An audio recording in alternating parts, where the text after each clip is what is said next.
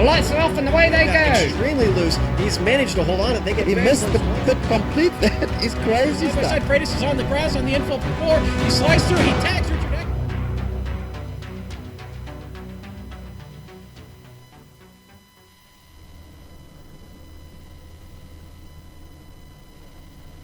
"30 miles east of Des Moines, Iowa, in Newton." That's where we are off of Interstate 80, a track 7/8 of a mile long and with multiple degrees of banking. That brings us some of the best racing in iRacing. Now, you bring in two leagues like the iRacing Online Championship and the Premier Racing League. And what do we have?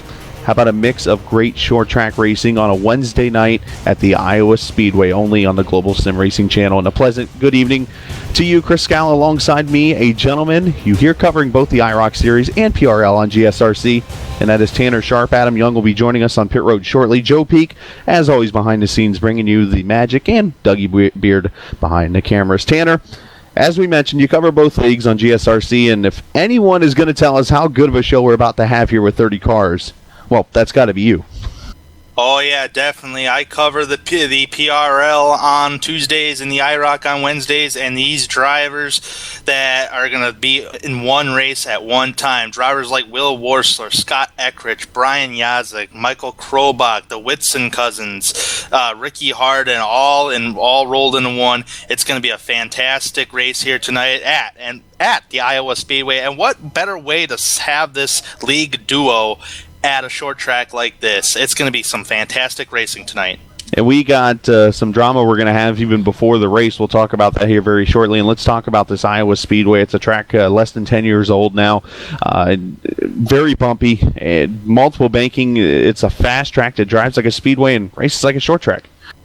Oh, yes, it does. It's, in my opinion, as a driver on the iRacing simulation, it's so much more of a sister track to the Richmond International Raceway. The only difference is this track has somewhat a multiple groove racetrack. As the tires wear, you'll see the drivers go up to the higher lane part of the racetrack to try to keep that position, because once you get to that bottom with older tires, you're going to be slipping and sliding. So watch for those guys to fight up for that higher lane, and some guys on fresher tires will fight on that bottom lane as much as they can. It's going to be a fun one to watch. We're in the late afternoon here. We're not going to make it to the nighttime before this race is over with, so we're going to see some tricky track conditions. Now let's talk a little bit about PRL and iROC. You kind of mentioned them a little bit. You cover them both, and they race on different nights. So talk a little bit about those two series. Well, I believe the PRL, they usually drive the Gen 6 cars on Tuesday nights, and the iROC usually drives the truck series on a Wednesday night. And I've also been on the racetrack with all them drivers from both leagues, and I'm telling you, the talent out there, I can't even keep up with them at times. So these guys are going to be pull off some bad fast laps here tonight at Iowa. And like I said, what's no better way to come to a track like this and put two leagues together that have all kinds of talent? It's going to be some fantastic racing out there, Chris. It is going to be fantastic, and we got some interesting strategies that are going to be played out tonight. And covering us down the pits in this beautiful weather, Adam Young is joining us. Adam, part of the rules tonight, we'll get into this in a second, only one set of tires sitting right there on pit road. How much are we going to have to manage here for 75 lap runs? We're going to have to manage quite a bit. You know, you have the winds tonight out of the northwest at 9 miles per hour. We're going to be loose on one end of the track, tight on the other. And not to mention the fact that it's Iowa. You got really cold, harsh winters, and you got hot summers. Even though the track is a little bit around 10 years old, the surface is already trying to wear. So we're going to see the tire wear just because of the older surface, and not to mention the winds and the handling. So we're going to have to keep an eye on those cars. I mean, you're going to be changing two tires on pit road during a caution at lap 75. You know you're probably going to be changing those right side tires. That means we're going to have to go 150 laps on those left sides. So I definitely think tire wear is going to play a role here tonight. There's going to be a lot of factors involved, Adam. Appreciate it, and we'll check back with him here in a little bit. And right now we want to bring in two drivers who are going to be a part of this event. Brian Yazek, who you hear here on the Global Sim Racing Channel. Also, James Krahula, you hear him also. But these two guys are going to be a part of this event. And we'll start with Brian. Mr. Yazek, I got your last name right first off. You got to be happy about me there. Two, you got to be excited about this race tonight. Yeah, that's absolutely right, Chris. this has kind of come together really quick. I was on vacation and decided to start thinking about Week 13 sort of festivities. The last Week 13, iROC ran a figure 8 race in the street stocks, and that was a whole lot of fun. I thought, all right, well, what can we do is kind of like a one-off sort of situation. So I kind of started brainstorming, and the whole K&N race that actually runs in real life, it's an East versus West that runs 150 laps at Iowa. It's kind of their all-star race of sorts. And I thought, man, what if we could get PRL and iROC together in one race? And it just kind of took off from there. So to see 38 guys out there taking time, and we're going to send some people home, unfortunately, but hey, it's kind of the part of the race, man. And we know you and James got to go out there and put some laps here so you can get yourselves in the field. But James, I know you got to be excited also. Oh, absolutely. And, this was all the iROC for putting this all together. So, a huge thank you to them. This is very, very cool. Now we have a big shoes to fill, because now we need to find another activity for the next Week 13. So we'll start brainstorming, trying to come up with something on there. And just very, very excited. First off, to come out here and race. It's always fun to do a different format, and then also to run with another league. And a lot of these names sound familiar to me. I raced with them for a long time, and just hope to represent PRL well. And I'm very glad to have Brian Yatzik here, the voice of PRL, that's also going to be representing the Premier Racing League tonight. Well, actually, I'm kind of racing for iROC, James. You're kidding. No. I've never felt so betrayed in my life. It is on, brother. I'm going to have my crew. They're going to change. We're changing the decals on the back of the car. You're going down tonight. It's on like Donkey Kong, man. Is it interesting? Oh, it's on.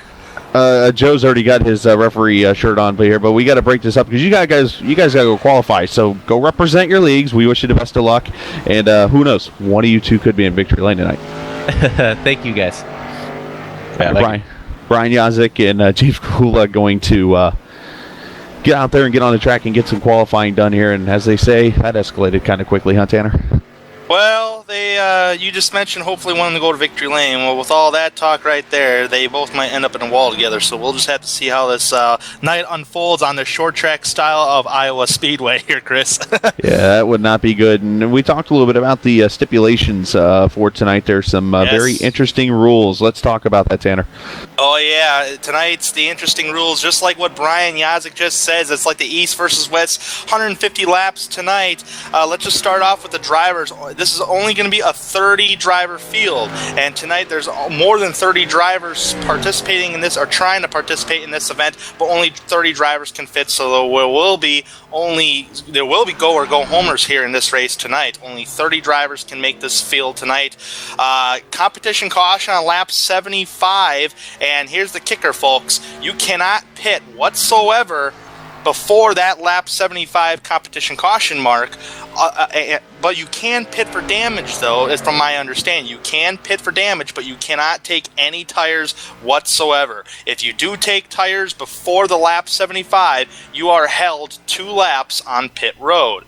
On lap 75, you are required to take 2 tires only, and if you take 4 tires, I do believe they will throw a 2-lap penalty towards you on that. So it's going to be an interesting all-star race. I've never seen anything quite like this, but I'm really excited to get this going. It's going to be a lot of fun as we get ready for 150 laps here at the Iowa Speedway. Right now, Scott Eckrich is on the pole at 23.073. We talked about 38 cars appearing. Looking at 8 names right now that could be out unless they get out there and run a lap. They got about 1 minute and 20 seconds to do so. Looking at names like Jeffrey Gillum, Chadwick Stallman, Ricky Harden, William Tungate, Kevin Pearson, who I believe looks like he's dropped out already. Bertel Surface, I believe is how his name's pronounced. Don Runkle and Dylan Ackard. Those guys are yet to run laps.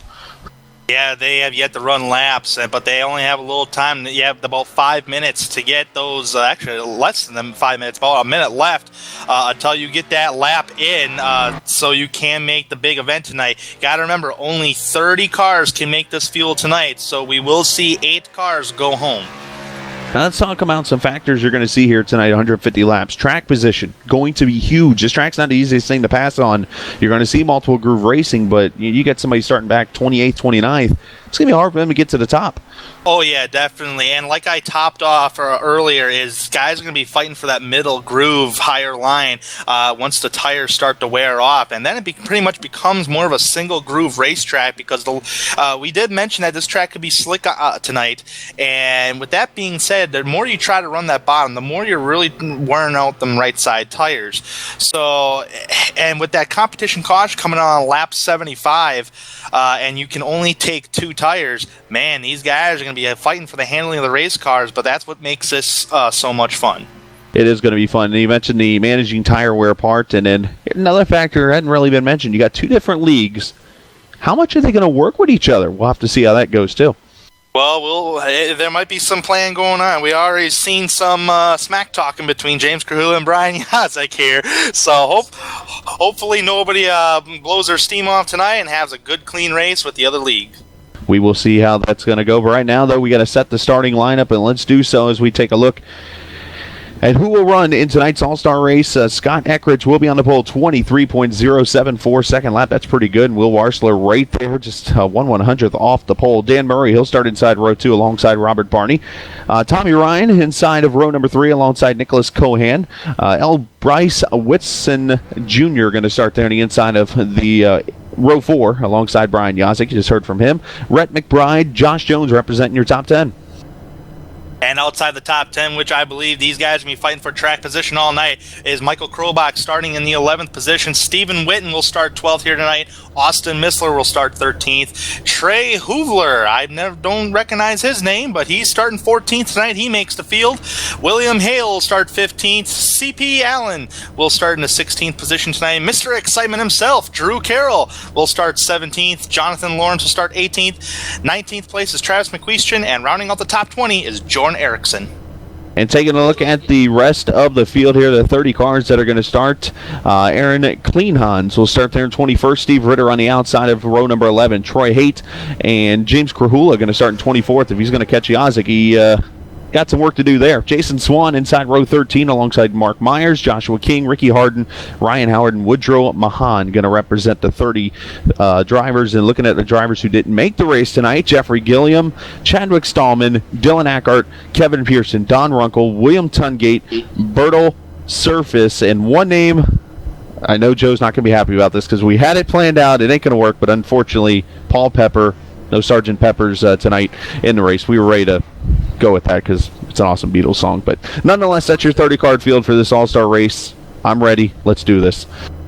Oh, yeah, Chris, I am absolutely ready for some Iowa racetrack racing, and I'm telling you, this is one of my favorite short tracks. I've had a lot of success here on the iRacing simulator here at this track and Richmond itself, and I always try to compare this track as much as I can to Richmond because they share the same characteristics. They're just a slight different, but they're pretty much the same characteristics.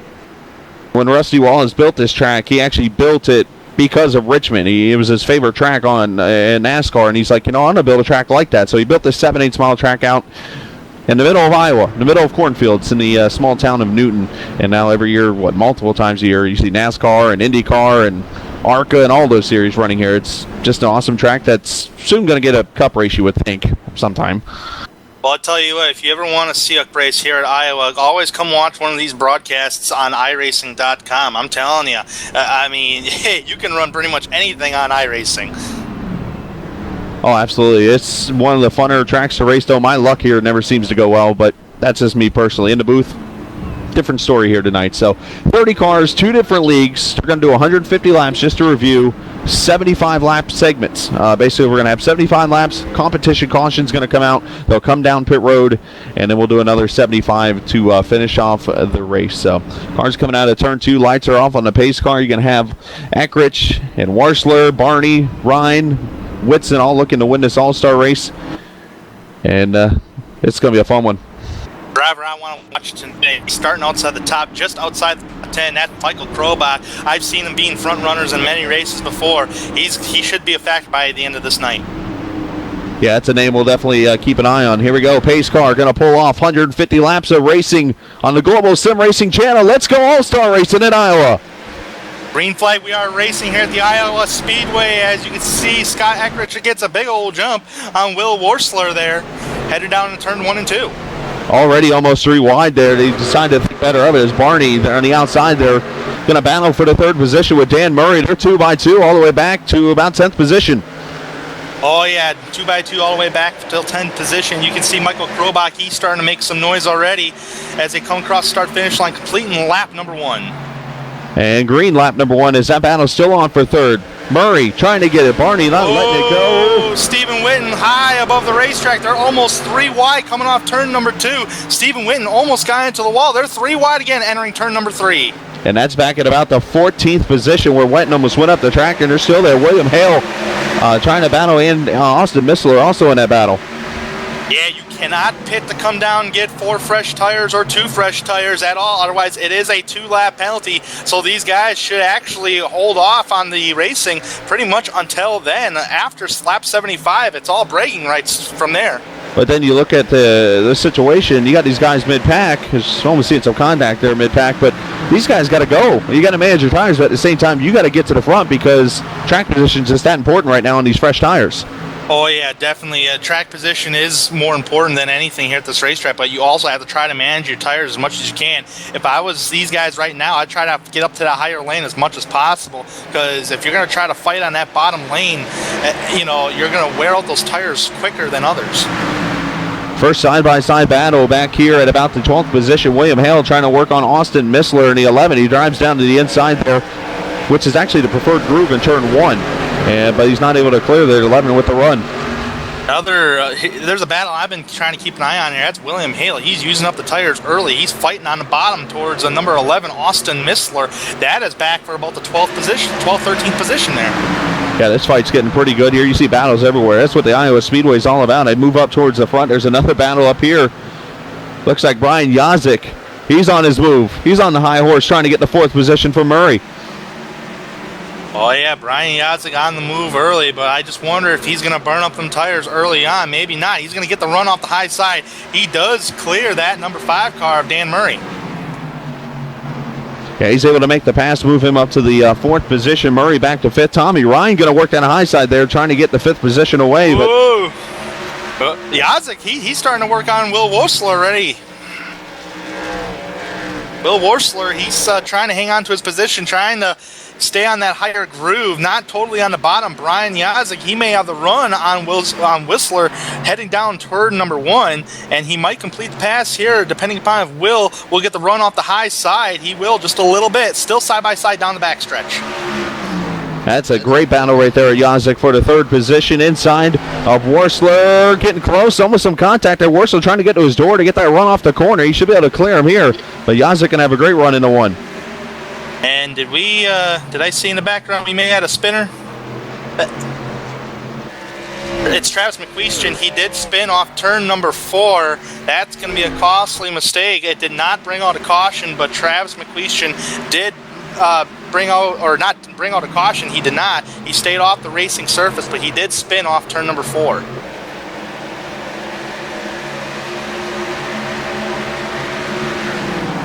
That was about 2 laps ago. Travis McQuestion spun off turn number 4. He is drastically behind. He's about 2 seconds behind off the 29th position. It's on my screen. Yeah, you can see it right here, turn 4. He just loses it. It goes around into the grass. That's when didn't bring the caution out, obviously. He was just down in the grass, so no harm, no foul. Other than he's going to lose a lot of track position there as he is back down in that 30th position, all behind Scott Eckrich.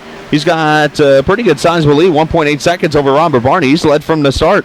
And every week I watch Scott Eckrich race, man. He's just bad fast every week, and there is nothing wrong with that whatsoever. He's going out doing absolutely what he is supposed to do, and has to go out and be fast and try to win races. And that's what you do, and you know what? Being up front will help you do that. Robert Barney, again, 1.8 back. Brian Yazik about 3.5 back, and then you got Dan Murray, Will Worsler, Tommy Ryan, all these guys here. And then the first side-by-side battle, the car on the move. William Hale started back mid-pack up to the 9th position, and now going to take 8th away from Krobach. Holy cow, look at this big battle right here. Pack of cars, Drew Carroll. Actually not behind Drew Carroll. It's Nicholas Cohan, Rhett McBride. All these drivers are all over each other back here. That's about the 12th position. This looks like a Talladega race right here. Everybody, yeah. This is what it's all about, though. Great racing here. Yeah, it's great racing, but how much of those tires are you burning up, though? That's the big question. And it looks like Nicholas Cohan. With some contact. Holy cow, that was scary. Oh, contact. 00. Or not 00, excuse me, the 30 car. That's Steve Ritter. Three wide off turn number 2 on the bottom, Aaron Kleinhans. Wow, this is Iowa racing at its finest right here. It is, but these guys just want to go at it. These guys want to prove that their league is just as good as the others. And that's what it's all about here. That's what an all-star race is for. No points on the line. Go for it. Checkers or wreckers. Most of the time I bring on the wrecker. That's just me, though. Yeah. Usually you would see the wreckers come on out, towing cars away here at Iowa, and I'm surprised we haven't seen a caution yet from the aggressive driving these guys are doing from 12th place on back, pretty much. Yeah, some great racing. My eyes are on this the whole time. You haven't missed anything up front. Still about 2-second lead on Robert Barney is Scott Eckridge. The rest of this field here, this is where the fight is. Right back here, the 10th position on back or so. Yeah, definitely. You have the number 21, Nicholas Cohan, on the higher side of the racetrack. He might be getting 3 wide sandwiched in. Maybe not. Austin Missler had a nice run, nice pass on the bottom side of the ratrack there. He's not 100% clear, but what a good move on the bottom side of the track. Man, getting etchy here, man. This is some fantastic racing. Remember what I said about talent prior to going green flag? This is the talent that you would see every week. This is what it's all about, too. 3 wide racing here at Iowa. You looked, they're 2 wide, or somewhere 3 wide. Little bit back. James Krahula's back here. And Trey Hoovler. These guys were almost 3 wide as well, coming off turn number 4. They're all, some were single file, some are still trying to battle for position, like number 21, Nicholas Cohan, on the higher side, not getting the runs off that he would want. He just got passed by the number 30 of Steve Ritter.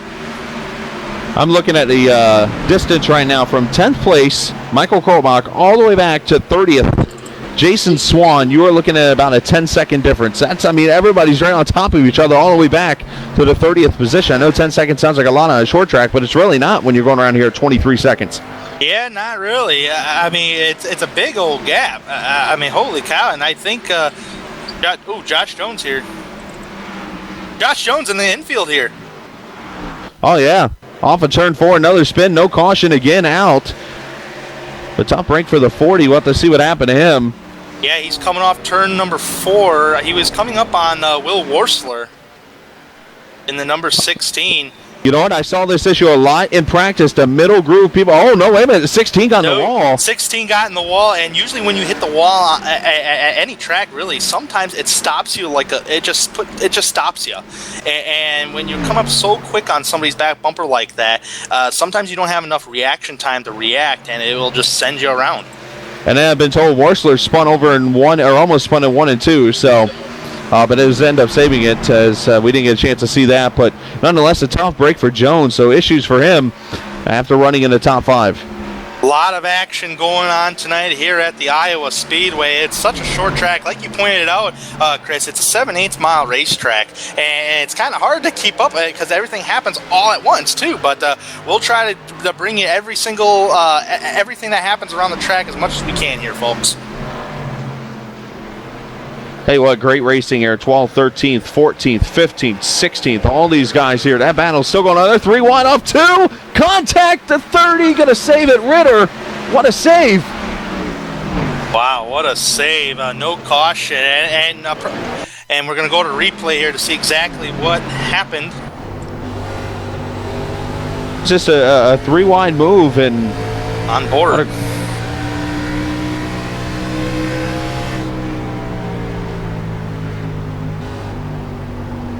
He makes the move to the bottom. That's the preferred groom in 1 and 2. He gets a great run, comes off the corner and slides up and almost gets pushed loose there. And you see the contact. Look at the damage to the hood. Yeah, usually if you run on the bottom of the racetrack here as the tires wear, Chris, the car just gets looser. So the lower you go on the bottom side of the racetrack, the looser you're going to be.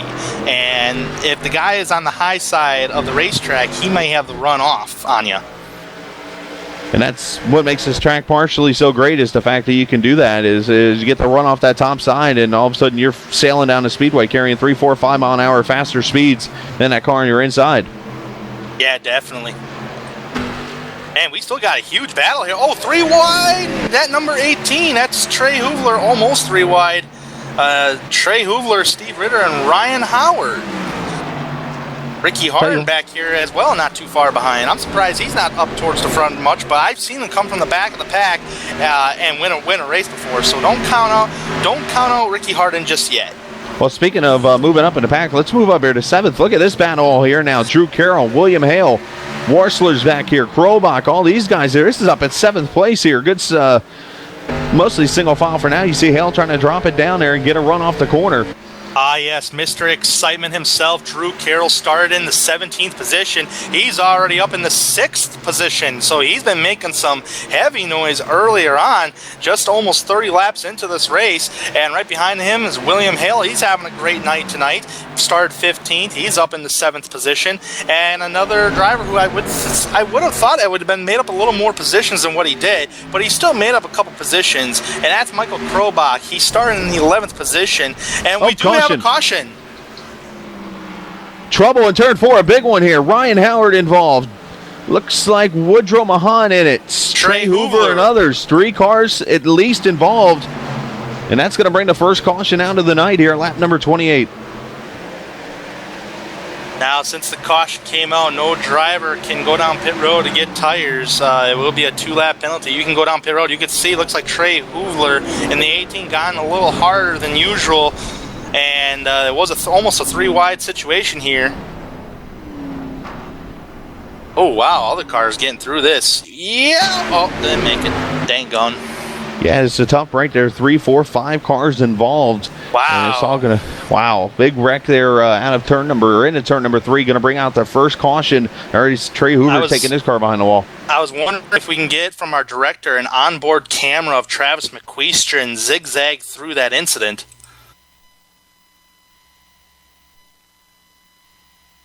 You see the above you see the 18 there. Yeah, he's going right for the inside wall. The Pennzoil car going to plow right in. He gets knocked back up the track, and that's where the other cars come piling in. Just a tough break there. Is being told Warsler's coming down pit road. Let's check in with Adam Young as we see what's going on there. Yeah, we got a few cars coming down pit road, including Worsler. It looks like he might try to go ahead and get some damage fixed in his left rear quarter panel area. He was caught up a few laps ago in a few instances. We also got a couple of cars, though, that don't really have a lot of damage they're trying to come down. Figured they might have tried to wait till lap 75, retain what little track position they had. But they're going to go ahead and try to get a few of those dents figured out and hopefully get back here and running. And I'll tell you what, guys, noticing toward the tail end of that run there, you really could hear the cars here on pit road feather that throttle a lot more around the track, especially the ones that are trying to hold that low line. Tell you what, Adam, you ran up a great point there, and we're 30 laps on the tires there. You're going to start seeing people get very tight depending on how hard they're driving those tires. So appreciate Adam on the report there. We'll have to see how Worsler comes out and gets that damage fixed. Looks like 3 or 4 cars going behind the wall after that incident. As you guys, as you viewers at home have seen on the replay too, Travis McQueestron's zigzagging his way through that incident in 3 and 4. No damage, apparent damage on that car. So good driving by Travis McQueestron. So caution number 1 on the track here, lap number 28. So we still got about 43, if I carry the 1 correctly, laps before we hit that halfway break at lap number 75. But this is exactly what we looked forward to, is having 2 All-Star Leagues together in this race, and they've put on a show so far. This has been great. Oh, yeah. So far, it's been some great racing. I'm surprised with the great racing that we have. Everybody's still able to keep control of their cars. But like I said at the top of the show, these guys in both leagues have so much talent. It's crazy, and they know how to drive these cars. So, I mean, kudos. I tip my hat to all these guys for their driving tonight. We are going to have a penalty issued. Ryan Howard went down pit road per Adam Young there on pit road. He saw him take 4 tires. He has been caught, and he going to be administered a 2-lap penalty. So then you're going to see the first victim of the tire rule. Again, you're not allowed to change tires until you get to lap 75, and as we look at the standings already, Howard 3 laps down, so not sure if that's really going to hurt him anymore. It's going to help him. It may not hurt him, but the rules are the rules, and the rules do state here tonight is you cannot take any kind of tires whatsoever. You can take fuel, repair damage, but you cannot take any kind of tires whatsoever until the lap 75 mark, which is the lap 75 competition caution. And at lap 75, you can come down pit road and take 2 right side tires only. So that's just the rules for tonight's all-star race, and that's very unfortunate for Ryan Howard. It is an unfortunate break, but nonetheless, that's the way racing goes sometimes. You have your luck, sometimes you don't have your luck. But let's take a look real quick. Full field rundowns. We get 1 to go. Eckrich, your leaders, Robert Barney, Brian Yazik, Dan Murray, Drew Carroll going to move up to 5th with Tommy Ryan in 2nd, or 6th, I should say. William Hale, Krolbach, McBride, and Whitson, your top 10.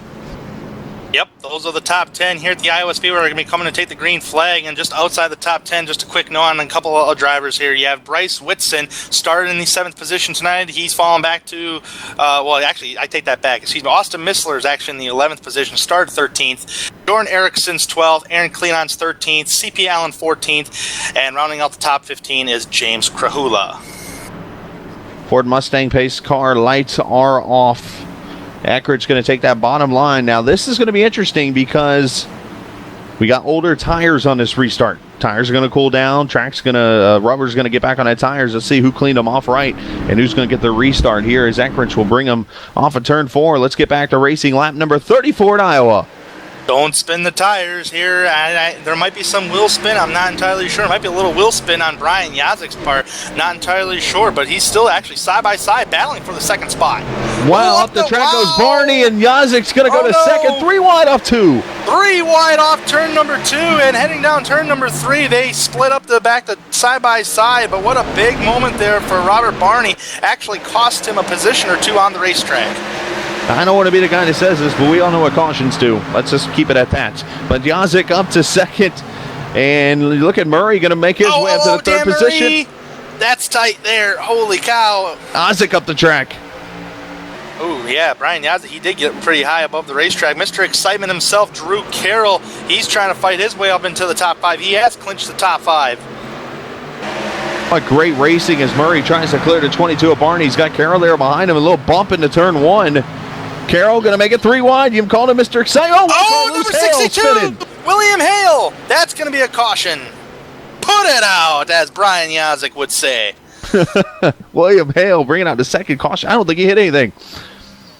Well, entering the corner here, I believe the 02 car, he may have slipped up the racetrack a little bit. That is Rhett McBride, just a little bit, caught the left rear quarter panel of the number 62, William Hale, and I believe that's what brought the caution. And crazy enough, nobody else was involved in that incident either. Wow, number 66, I gotta find out who that is. He actually made, I think he hit the wall though. Yeah, he hit the wall. Number 66 almost collided into, not Lawrence, he almost collided to William Hale. He was the old, he grazed the wall with his chinny chin chin or something kind of line to pull the 3 little pigs out or whatever rhyme that come from. I'm too old to remember those anymore. Hey, you're riding on board with Lawrence. Look at this. Yeah. Talking about changing your pants. Holy moly. Yeah. Hey, it's a good thing he may have slacked the wall and not that 62 car of William Hale. That would probably have been the best decision he's made. Got some cars coming down pit road. I see Worsler on pit road. Adam, is he still fixing damage, I assume? Yeah, I would figure because he's still kind of a little bit bent up there on the left rear quarter panel. We also got William Hale coming in. He's going to go ahead and probably try to fix a little bit of damage, although I don't see anything more than just a few paint scrapes on his car. He's away already. And we're watching Troy here. I'm not sure why he came in. He doesn't have too much, with the exception of a little bit of front end damage, but he might be trying to bang out some of that fender as well.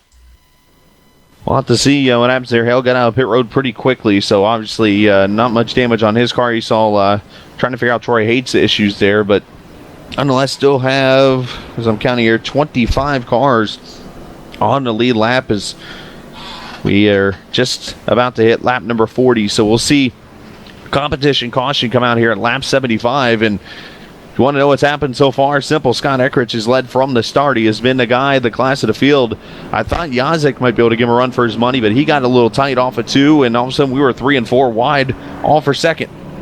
Yeah, I figured Robert Barney may have made Eckrich give him a run for his money as well, but so far he hasn't really made any attempt to go after Scott Eckrich just yet.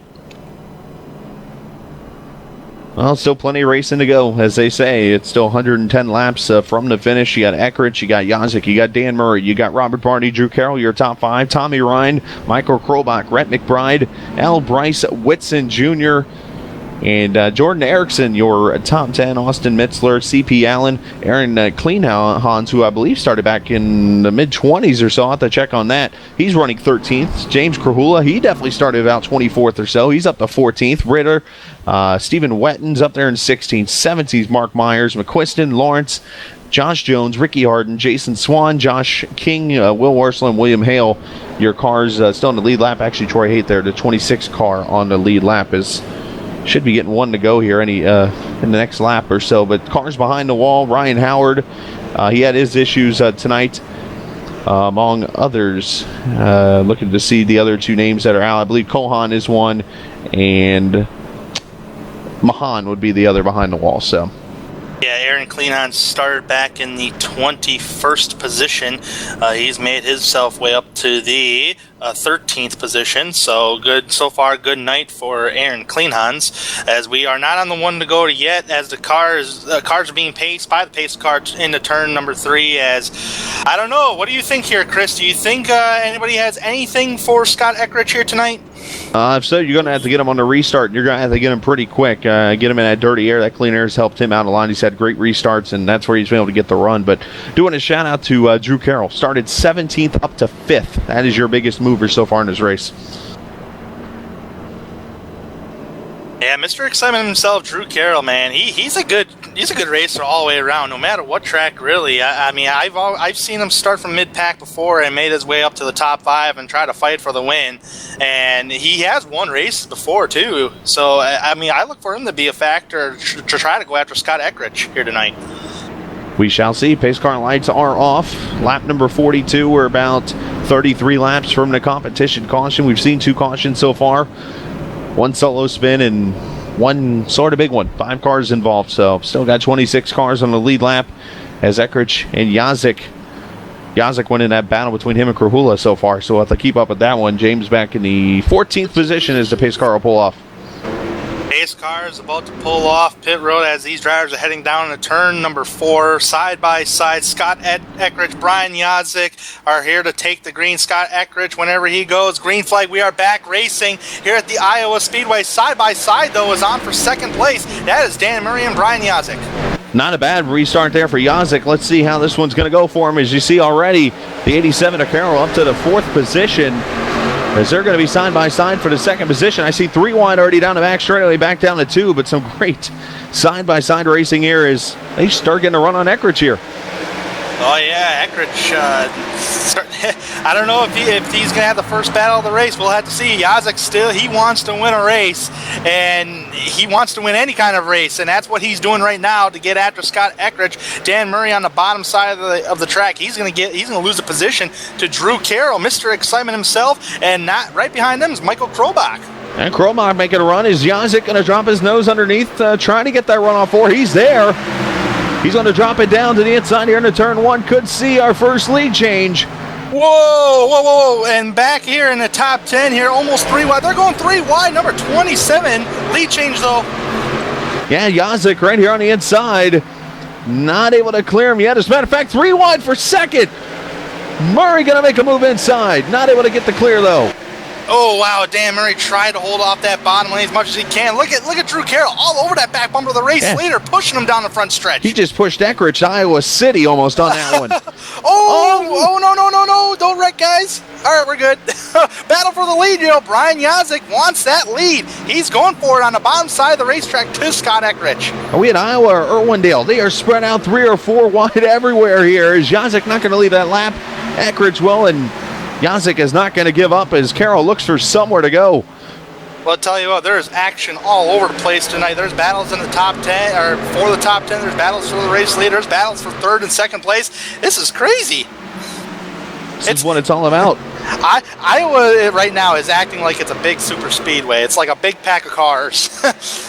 That's the way we like it. Is a good run by Carroll. He's going to drop into the bottom. Here he goes. Drew Carroll on the bottom side of the racetrack. Can he get it? No, he got a little tight. That's going to give the run to Scott Eckrich off turn number 2, but he's still somewhat side by side with him. Carroll's going to play the can I pass the leader game now. Let's see if he can do so on the inside. There's the 7 car. Krolbach on the outside. He's going to make a move for second. I think Eckrich got the wall. I don't know, but you couldn't have fit a piece of paper between the car and the wall. Either way, Eckert's going to hold on to the lead. Number 85, Aaron Kleinheinz. There's a car on the wall. That was number 27, I believe. Green flag still out. Yeah, that's CP Allen there in turn number 1. He got pushed up the racetrack by Aaron Kleinheinz. No caution. Everybody staying clean and green after that incident there. Not bringing a caution out, but meanwhile, the battle on for third as we've settled for the lead for the half second we've had here. As the battle on with Krozak and Yazek, Dan Murray, and these guys here for third. Man, these guys top, like from first place to like, what would you say, 8th place there? All over. I'll tell you what, the top 8 cars are less than a second from each other. Top 9, excuse me. So this is crazy.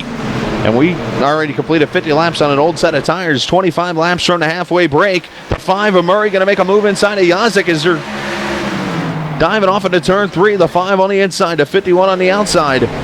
Tell you what, if you're a race fan or any kind of race fan, sim racing fan, whatever race fan you are, you gotta like this kind of racing from these drivers here, man. I mean, they're just all over each other and they're not even wrecking. Yeah. Makes me want to get out there. Yeah, we don't want to hear that word. Yeah, I don't want to put the commentator's curse on anybody. I've done that many times before. But I'm telling you, these guys are pulling off or giving us a fantastic show tonight. Look at Dan Murray, or not Dan Murray, Michael Krobach on the bottom side of the racetrack. Ooh, almost some contact back there. One car getting loose. It looked like the 6 of Ryan, but he's able to save it as we keep our focus up to the front.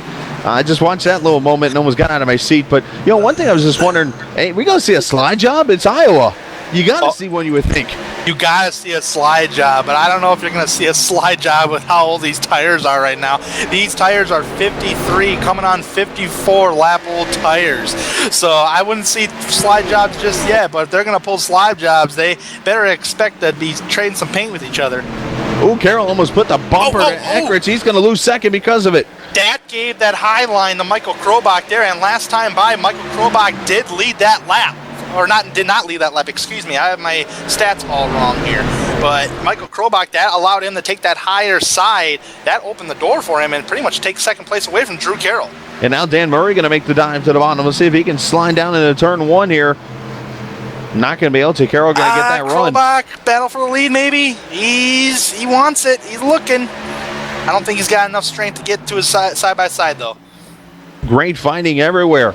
I think all 26 cars, you could say, are in a battle with each other here, but we're focused on the lead right now as this fight is going on with the 7 of Krolbach, the 28 of Eckrich, as we are at lap 56, so 20 laps from the halfway break. Oh. Can he clear him?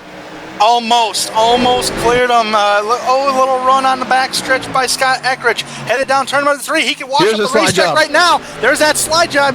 He can get up there. He will become the leader for the first lead change of tonight. It is Michael Krobach. Not really a slide job. Really, I think he gave it to him, but I thought we'd see one. But Krolbach going to be your first lead change, lap 57 to 7 to P1.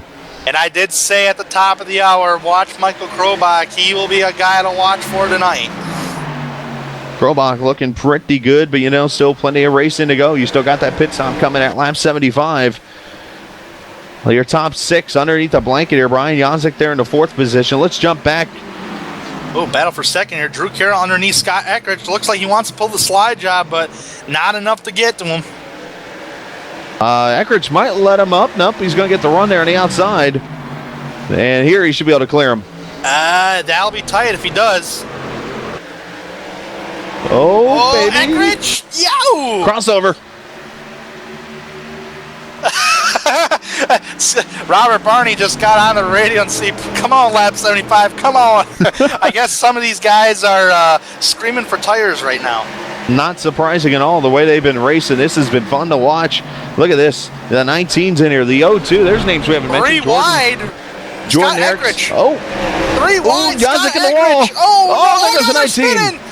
Put it out. Caution is out at Iowa. Jordan Erickson going around on the front straightaway after Yazik got the wall. Dead gone. Tanner Sharp with the DW isms. Well, I'll tell you what, with this, some fantastic racing these guys are putting on, man. It's really a shame to see these guys have an incident like that. But when you come close quarters, like come close like that, man, those things are just bound to happen. It's just a racing deal. Oh, just good tight racing. Erickson, the victim of a issue there. Yazik getting in the wall, and then Erickson just with the chain reaction gets turned. Didn't hit anything other than the back bumper of his car getting hit there as you ride on board Wreck McBride, the 02 car. Yeah, I believe Erickson, he realized Yazik was in the wall, so he kind of tried going down, but when he tried going down, he got clipped in the left rear quarter panel, so just pretty much a racing incident, but it was classic in my opinion. Oh, that's exactly it. Short track racing right there is to contact the 02 and the 19 getting together. A little bit of nose damage on the 02. So what we're going to do, we got the competition caution here in about 15 laps. We're going to step away and we'll get to that competition caution as you're watching some great racing, the All-Star Race here on the Global Sim Racing Channel.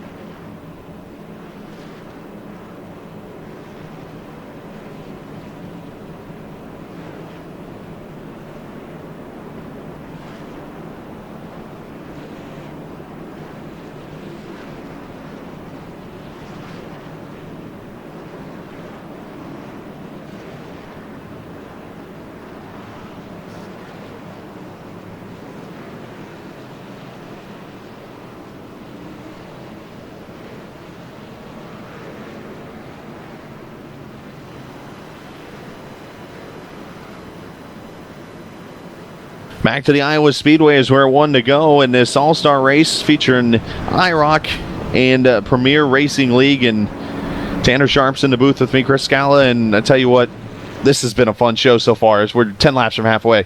Tell you what, this is some of the best racing I've ever pretty much seen here at Iowa, and I would love to be out in the cockpit right now driving with these guys. But with these, how many lap old tires these guys have on their cars right now, begging for that lap 75 to come, I wouldn't want to be out there. But yet again, this just wants me after tonight, just wants me to go on iRacing and just turn some laps with some guys. I'm good with that. Kromach, your leader, Drew Carroll, Scott Eckridge, Dan Murray, Brian Yazek, going to bring them back to green. Competition caution 10 laps away. Pace cars in. Let's get back to it at the Iowa Speedway. Kromach with a pretty good jump. Green flag back. We are back racing here at Iowa. As like you said, Michael Kromach got a big old jump there. Drew Carroll, Mr. Excitement himself, you got to watch out for him, because if we get when we get to that lap 75, watch for him to be battling for that race lead once we get those two sets of tires. Dan Murray going to drive it down into turn 3 inside of Eckridge. I don't know if it's enough on the bottom side of the lane, but it looks like Scott Eckridge, he's lost some ground just a little bit ever since he lost the race lead, pretty much, as Dan Murray's still fighting on the bottom side. And Eckridge holding on to that high line. Brian Yazek right there behind him. That damage must not be affecting the 51 too much. I was wondering how hard they would race here with these last 10 laps, but you know what? It's just like nothing happened before.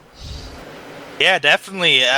But Scott Eckridge, he was dominating the early parts of this race, but right now it's 3 changed wide up. behind him. Wow! CP Allen with a move.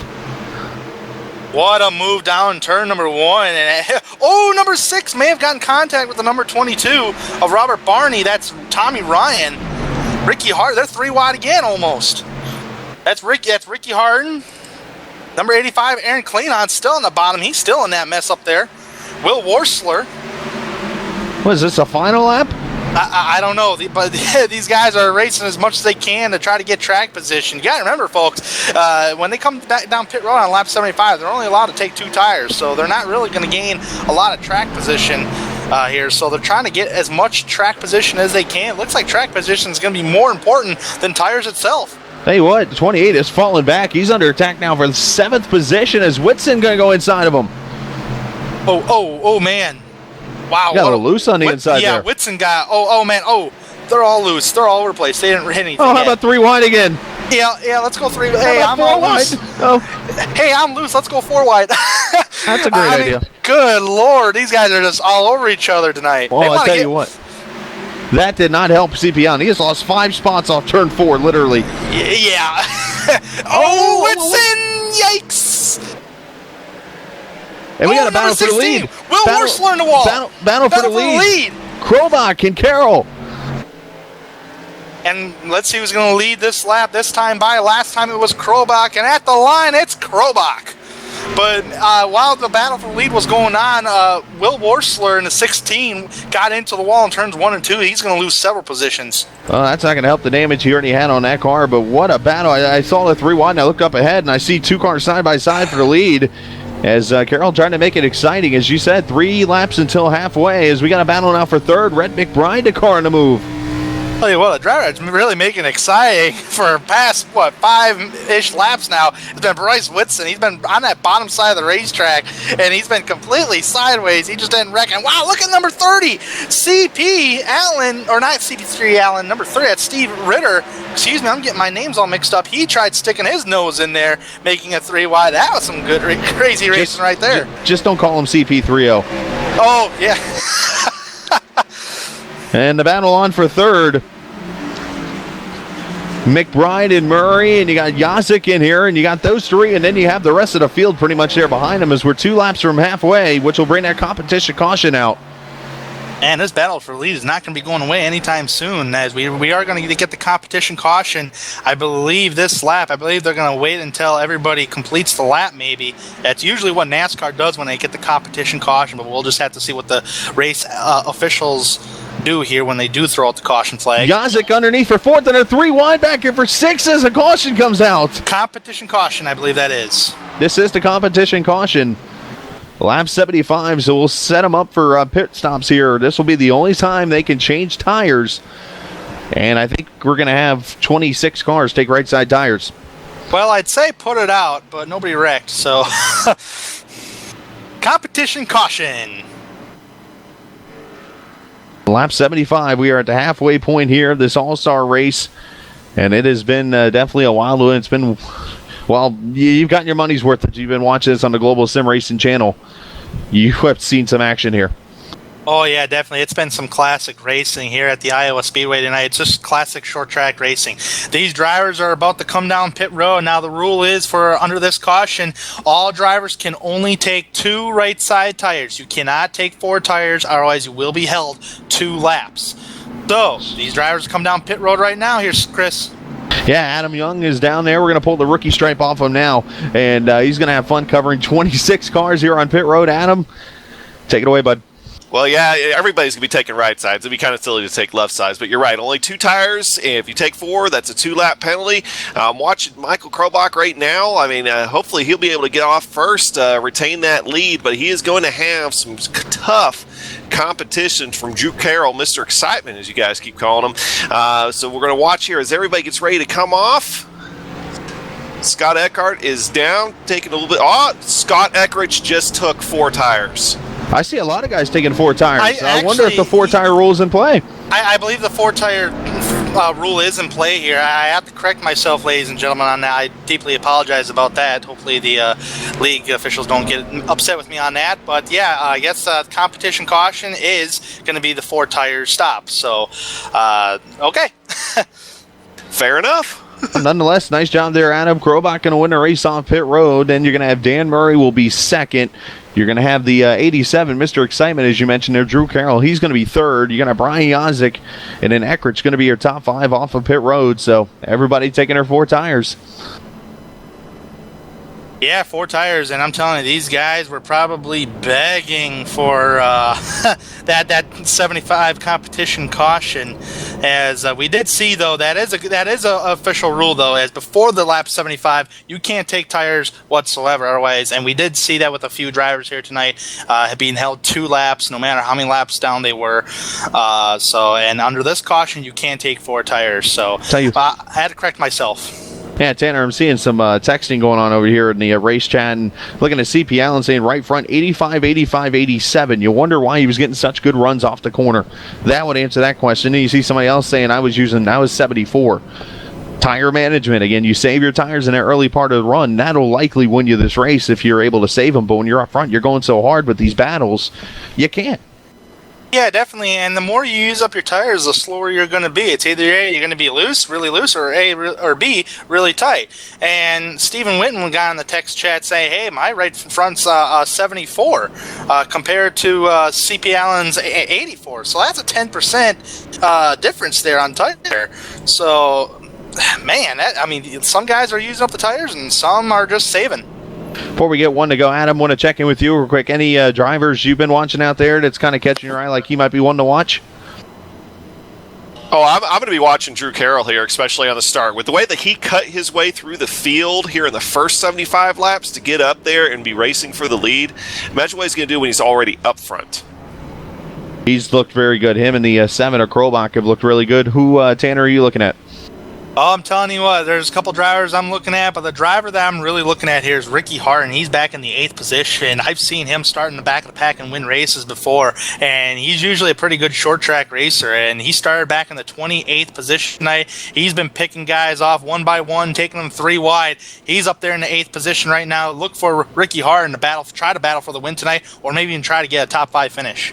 Now, I'm not one that's covered many of the names in this league. Just kind of going off what I've seen. I'm gonna grab a name here, and he's run up front, but he hasn't been up there long. Watch the guy in 7th position, Rhett McBride, the 0-2. He had that contact in the late run, but I've been watching him. He's been slowly working his way up there, and he was almost in the top 5 before that caution came out. He's going to restart in the 7th position, so we'll see if that Razorback 0-2 will work its way to the front. You never know. That's what this race is all about. Yeah, definitely. Red McBride has the ability to finish in the top 10. Hopefully he can get into the top 5 and maybe a win tonight. But another driver that we do got to keep our eyes out here, gentlemen, is Scott Eckrich. And that number 28 lost a little ground. He was fast earlier on fresh sets of tires. Just watch for him to battle for that lead. The iRacing Online Championship versus the Premier Racing League. It's part 2, 70 laps now to the checkered flag as we're back to racing. Kromach, Murray, Carroll, Yazik, Ekrich, your top 5 into turn 1. What a jump by Michael Krobach heading down turn number 1, but he is not going to escape the wrath of Mr. Excitement himself, Drew Carroll, and Dan Murray's not too far behind. Looks like Scott Ekrich lost a little ground coming off turn number 2, still riding that high side, riding the same lane as Brian Yazik is. Murray dropping it down to the bottom for second. Side by side for second place here. Oh. Murray got that run up the top side. He went elevator, top to bottom, as they say. And he wants to lead. Look at that bottom line go to work. Man, he almost full throttle that corner, but I know you can't full throttle Iowa. And he's look at it. Slide job. Here we go. Wow, he's holding that bottom. Wow, them fresh tires are working out nice for Dan Murray. Oh, who's blinked up there? Oh, we've lost a couple of drivers here, but they're back now. Yeah, that was Dan Murray. I believe blinked just a little bit, but did he get rear end damage from that? Tell you what, Murray must have some appointments in Des Moines. He's gone. Yeah, it's pretty much time to go. And usually, and after that competition caution, it's bragging rights here on out. So Murray's got about a half second or so back to Kromach, and you know what? You wonder how much these guys are saving their tires after that run. Caution out. Put it out. Caution is out. I'm sorry, Brian. I had to use it. Looks like Lawrence. Oh, man, he's got off turn 4, damage. he's got heavy damage to that rear. Yeah, I had to steal some words of Brian Yazik just because I like hearing it every single week. As right now, I don't have him in the booth this week, so I'll have to do the honors on doing it for him. As put it out, caution is out. Yeah, he got really loose. Hit the outside wall hard. And another car spun in front of him. Oh, wow. Who's that? Mark Myers went spinning in front of him there, so maybe some oil on the track or something. What happened to Mark Myers, though? Oh, he just got snappy loose on the bottom side. Yeah, well, let's clarify. There's no oil on the track, obviously. It's just a joke. I was going to say, we lost everybody there for a second. That was kind of scary. Yeah, there's no oil in the simulation of iRacing here. As that would be cool. It would be cool, and I'm sure maybe iRacing could probably add something like that in the near future, but not today. But meanwhile, it's just a case of guys snappy loose coming off turn number 4, and that's just the results of it. So that's caution number 5, if I count that right, on the speedway. If you count the competition caution, as we are at lap number 85, so 65 laps to go. And again, no more tire changing. You have what you got to the finish. Your bet is made, as they say. Yeah, we've got a couple cars coming down pit road as well. Stephen Whiten, Troy Haight still trying to fix some damage from earlier, and Jason Swan also trying to fix damage from earlier as well. You get it fixed all you can, as long as that car don't lift off the jack. Otherwise, you're going to be losing a couple laps. So you can get the damage fixed, you can get gas, but just cannot change tires.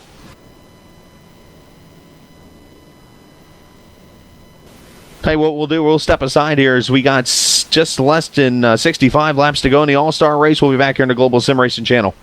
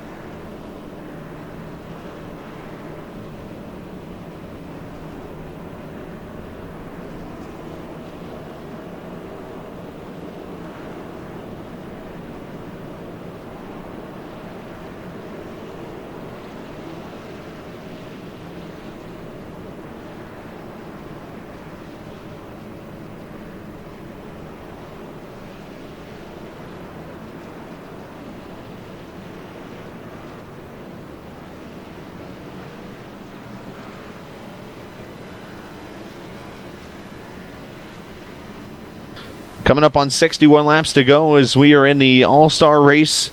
2 leagues, PRL and iROC, trying to see who's going to be the champion.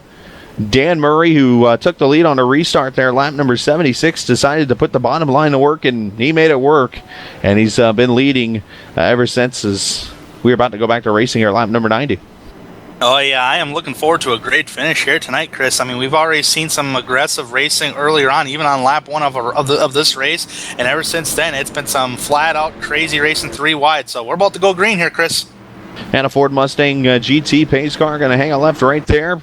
And Murray is on it, and he are back to racing here at the Iowa Speedway. Good jump also for Krobach. Carroll getting a good start. Oh, what a crossover! For the lead. What a crossover move by Michael Krobach. Does not get the lead, though, coming off turn number 2. But a little run by Drew Carroll. Oh, Drew Carroll actually had to back off just a little bit. Tell you what, you wonder how much Murray's burning up those tires. I do not think these guys are running too hard, though you couldn't be confused by what's going on 5th on back. You don't think some of these guys are running as hard as they could be on these tires. Yeah, I mean, usually the harder you go, the more you're using up the tires. But I mean, some guys can lay back and save a little tire. I mean, it just depends on how the driver is driving the car, how good you are getting in the throttle and getting off the throttle, and how hard you're in the brakes too, because all that affects the tire wear. Tell you what, business picking up here. Looking back here, the name you mentioned, Ricky Harden. He is battling. CP Allen's in here. Also, Rhett McBride, all these guys. This is a battle for the 6th, 7th position. Almost 3 wide off of 2. And Harden almost got towards the wall there, at least on my viewpoint here. Ricky Harden still trying to shoot for more positions here, but he has really nowhere to go or nowhere to take it at this point. Tell you what, another name we haven't mentioned, I think, other than once, Aaron Kleinhans there in the 10th position, doing a great job in that number 85 car. And you got Tommy Ryan there beside him. That's a good battle going on. So a lot of great names here. And slowly working their way up to the front.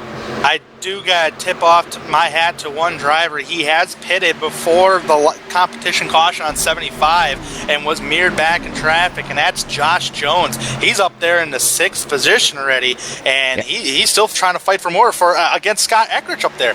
Yeah, Josh was actually spun, I believe, about lap 15 or so, if I remember correctly.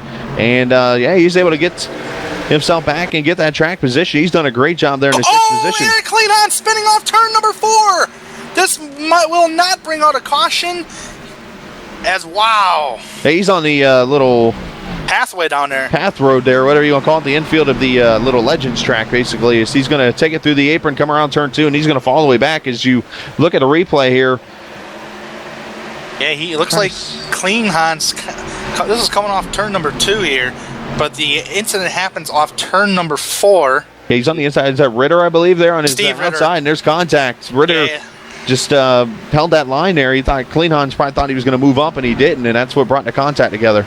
No caution flag, and usually when a caution does come out, it has to happen on the racing surface. You have to be pretty much completely sideways for it to come out.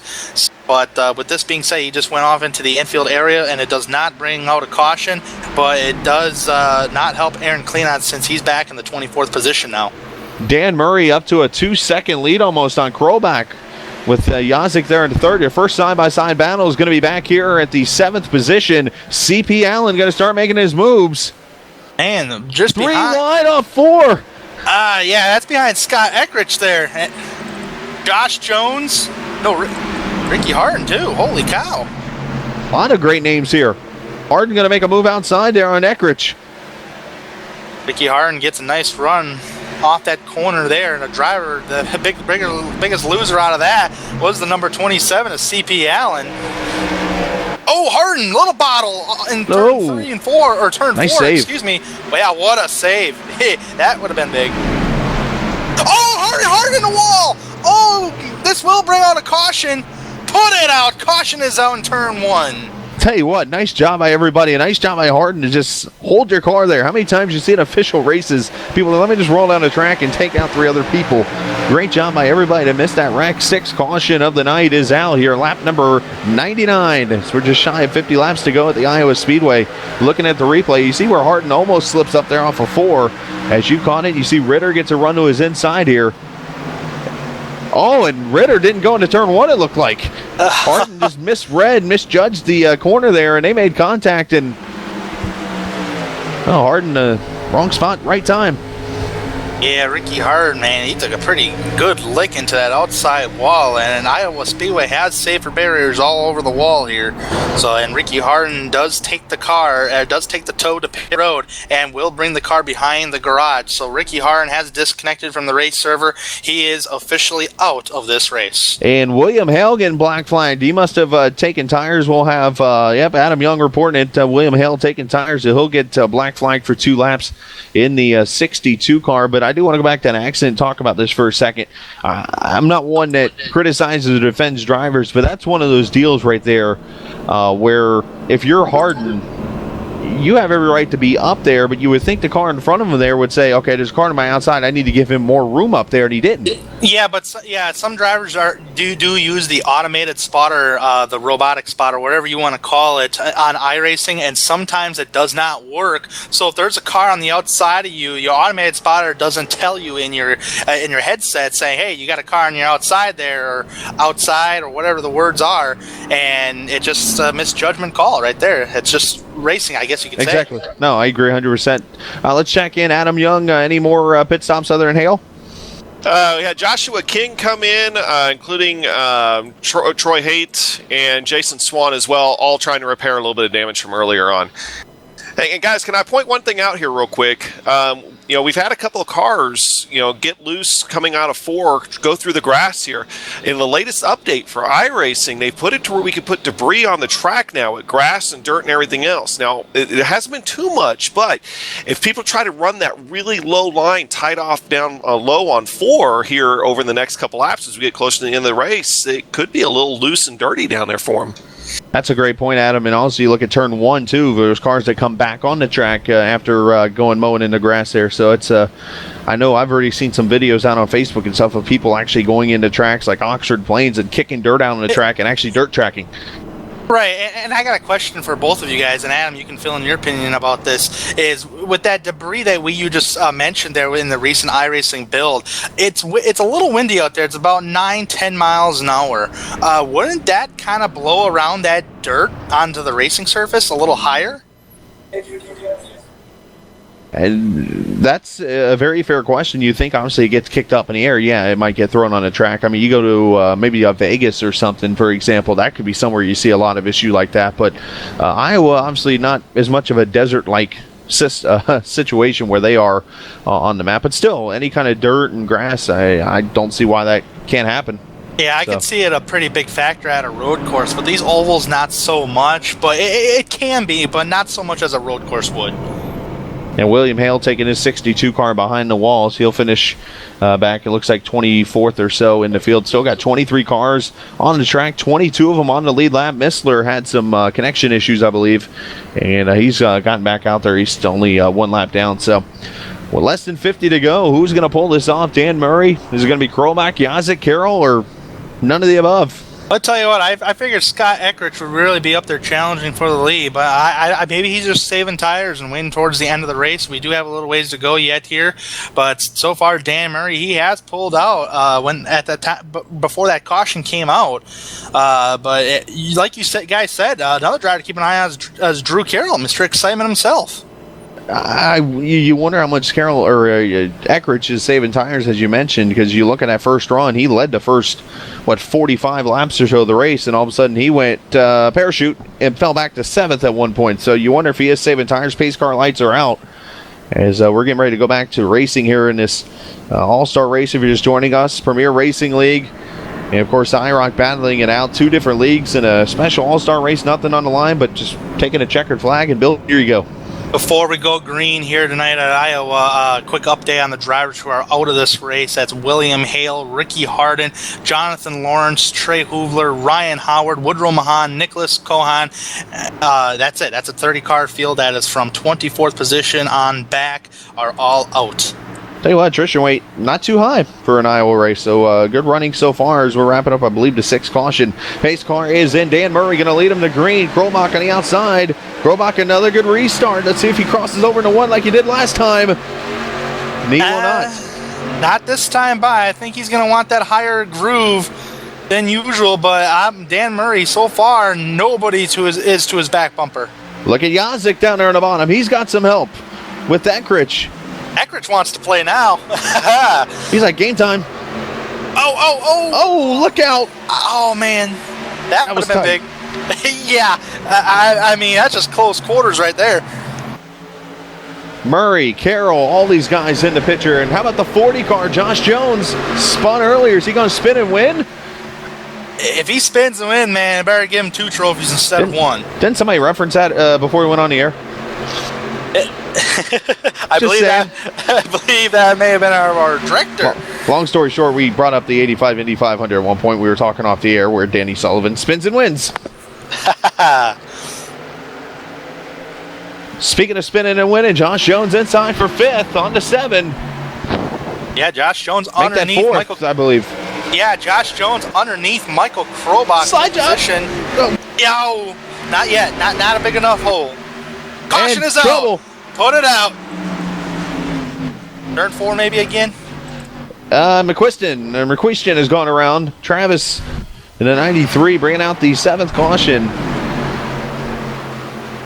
And, you wonder that inside line coming into play again as he just goes loop-de-loo in the back end. Oh, yeah, just loses it coming off the corner there. And I think he's just going to pull it behind the wall, guys. And Adams, yep. Yep, and from what we're hearing now, thanks to you to Adam, he's going to pull behind the wall. Yeah, he's getting on the radio saying he's done for the night. Yeah, tough break for the 93. He'll finish in the 23rd position. Uh-oh. Steve Ritter just disconnected from the race server. Looks like an internet connection issue. Wasn't he running in the top 10? I believe Ritter was. We'll have to check that here. Number 30. Yeah, no way to tell on my screen now. He was right at the tail end of the top 10, right when he disconnected, running in 8th. Oh, tough break for Ritter. Oh, boy. Tough break for Steve Ritter here tonight. Meanwhile, up front, Dan Murray, Brian Yazik, Scott Ekrich, Michael Krobach, and Josh Jones rounding out the top 5. Mr. Excitement himself, Drew Carroll's in 6th. CP Allen in 7th. 8th place, you got Will Worsler. Nice comeback for him so far. Tommy Ryan in 9th. And rounding out the top 10 is Jordan Erickson. Want to send a shout out real quickly out to the GSRC guys. I know Joe was a part of this past weekend with the 24 Hours of Nürburgring, one race that I'm kind of jealous I was not a part of this year. But I did see, I believe, the GSRC car coming home with a victory. So I do want to send a shout out to Joe and the guys there for that. So congrats, guys. Great job. Great job, guys. Man, Nürburgring, I heard it's a really tough track, really long race. I mean, it takes a lot of physical stress on you, but good job, guys. Yeah, I always joked around with that track. I think it was, 15 miles and 300-something corners or something like that. And I know I was saying before when we were talking about running it, I'm like, I don't even know if I can complete a lap around it. You might want to give me, the Mazda or something to do it with so I can just go in second gear and ride around it. But nonetheless, finished 24 hours. Great job. And Austin Missler that time by took the lucky dog in this race. And ironically, I'm being told they won in the Mazda. Oh, wow. Nonetheless. That Nürburgring is such a tough track, probably the toughest track I've ever driven. And I watched a little bit of the 24 hours from the different broadcasters and everybody else. I don't think there was a single clean car, even in the pro split, after an hour. Well, I tell you what, I'd never driven the Nürburgring on iRacing before. I've seen it, but I've never actually driven it. But after talking with a few people about the racetrack, it's probably one of the hardest endurance races that there is on the iRacing service. Wow. So, for those who ran the race, I even tipped my cap to you. So, I know Watkins Glen's coming up in a couple weeks. I'm ready now. So, but we'll get that in a couple weeks. Right now, though, we got 40 laps, 39 laps this time by before we wave the checkered flag. And I'm knocking on wood right now, but we might not have seen the end of the cautions. It's going to pick up. Yeah, I think that this race is going to start to pick up now. I mean, we're getting down to 39 laps to go in this race. And we've seen a couple cautions. We've seen guys with a little damage here and there. Guys like Brian Yazik had some rear damage, but not affecting really the handling of his race car. So maybe he has something for Dan Murray. But a driver that I did say earlier on after that competition caution, Scott Eckrich, he's up there in the 3rd position. Maybe he realizes it's go time, and he's going to try to challenge for that race lead. If you're Eckrich, do you go 3 here? 3 wide, depending upon how good the restart is, because Dan Murray, he has control of the racing field once we do go green flag, because the 2nd place car can't beat the 1st place car to the racing line. Otherwise, iRacing itself does black flag you for that. So if you have the opportunity, you have a big enough run, go for it. Which, as I'm thinking back to the previous restarts, most of the guys have gotten on the Loudhammer there about the same time. So it's one of those things, you try to time it out, then you don't want to hurt yourself either, and then you don't want to not get a run going down to turn 1. So somebody like Eckrich and even Krollback there in the 4th position, you're kind of at a disadvantage here as you're trying to get that jump. Yeah, definitely. We'll have to see how all this unfolds here tonight at Iowa, here on Global Sim Racing Channel. Dan Murray, Brian Yazik, Scott Eckrich, Michael Krobach, and Josh Jones. What a comeback for Josh Jones after spinning earlier in the race, having to make a couple pit stops to repair some damage, and he's already up there in the top 5 and almost pretty much getting closer to that 1st place spot on the racetrack. So I'm looking forward to this. I'm excited. I am too. And hey, speaking of another volunteer for the comeback award, how about 8th place? Will Worsler's up there. Yeah. Where did he come from? Oh, somebody's blinking. Speaking That's of Will Worsler. Worsler, yeah, he's blinking. Pace car's in down pit road. Dan Murray, Brian Yazik, green flag. We are back out. We are back racing here at the Iowa Speedway. A good restart for Eckrich. He's going to get to the inside of Yazik here for 2nd. Wow, blocking both lanes, doing everything you can. 3 wide back at about 7th. One car, that's the 16th falling back. Yeah, that's Will Worsler. Hopefully we did not put the commentator's curse on him. And look at Eckrich, slide job on Yazik. Not going to happen. Eckrich wants to lead. He does. Look at this. He's going for it. And he's got Krobach right behind him. Headed down in turns 1 and 2, side by side. Battle for the lead. Scott Eckrich, Dan Murray. Scott Eckrich just trying to get there, trying to use a little side draft to that left rear quarter panel, trying to use up that bottom lane. Does not get loose. Wow, what a power move off the corner. Scott Eckrich does beat him to the line. He's clear. Unbelievable. Eckrich said, y'all have had enough. I want it back. And crossover by the 5 of Murray. He wants the inside line. Dan Murray wants to try what Scott Eckrich just did. He's anything you can do, I can do better. Definitely, Dan Murray still wants a challenge, and Josh Jones not too far behind, wants to try that bottom as well. Not able to clear him as Murray, but he is going to lead that lap. Murray got to the line. Murray did lead that lap. Josh Jones back there trying to get the 4th position away, side by side. A lot of guys back here. Well, let's see here. You got Brian Yazik. Yeah, Brent. Wow, Dan Murray just power moved, cleared Scott Eckrich, and not too far behind Brian Yazik. Josh Jones, Michael Krobach, the top 5. Hey, what? CP Allen back here. In the 8th position, Jordan Erickson, he had some issues earlier, and he's up here in the 8th position. These guys fighting it out. Matter of fact, the O2's in there. Didn't they have contact earlier? O2-19? Yeah, they may have. They probably made contact earlier, and they're almost going to go 3 wide here.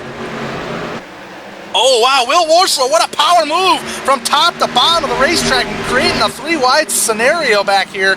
What a move. CP Allen scraping it up on the outside as you mentioned Worsler went top to bottom elevator move. Yeah, CP Allen just kissed the wall just a little bit. Didn't really kill his momentum, though.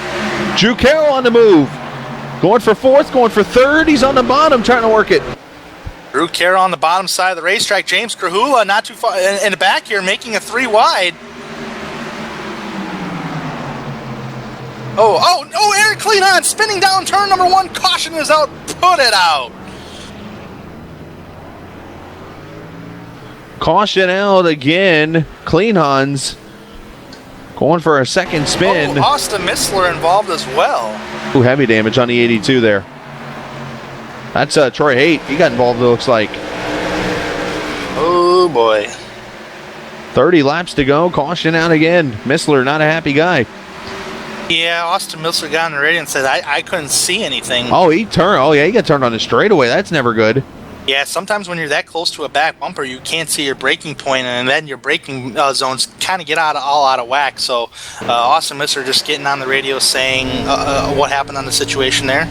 Add Joshua King to that incident. He got a little piece of that in the 35 also. Oh, did the 39 get involved with that? Or 35, excuse me? Yep, just a little bit. That was Joshua King, like you just said. You know, there's a point where you're trying to help somebody out down the straightaway, which is totally cool, but you got to understand where the track is, too. I know you can't see, but that's kind of tough in that situation. Yeah, Mark Myers is another driver that has his back end all damaged up there. Oh, you know what, though? Actually, you go back and look at the replay. This actually starts up in front.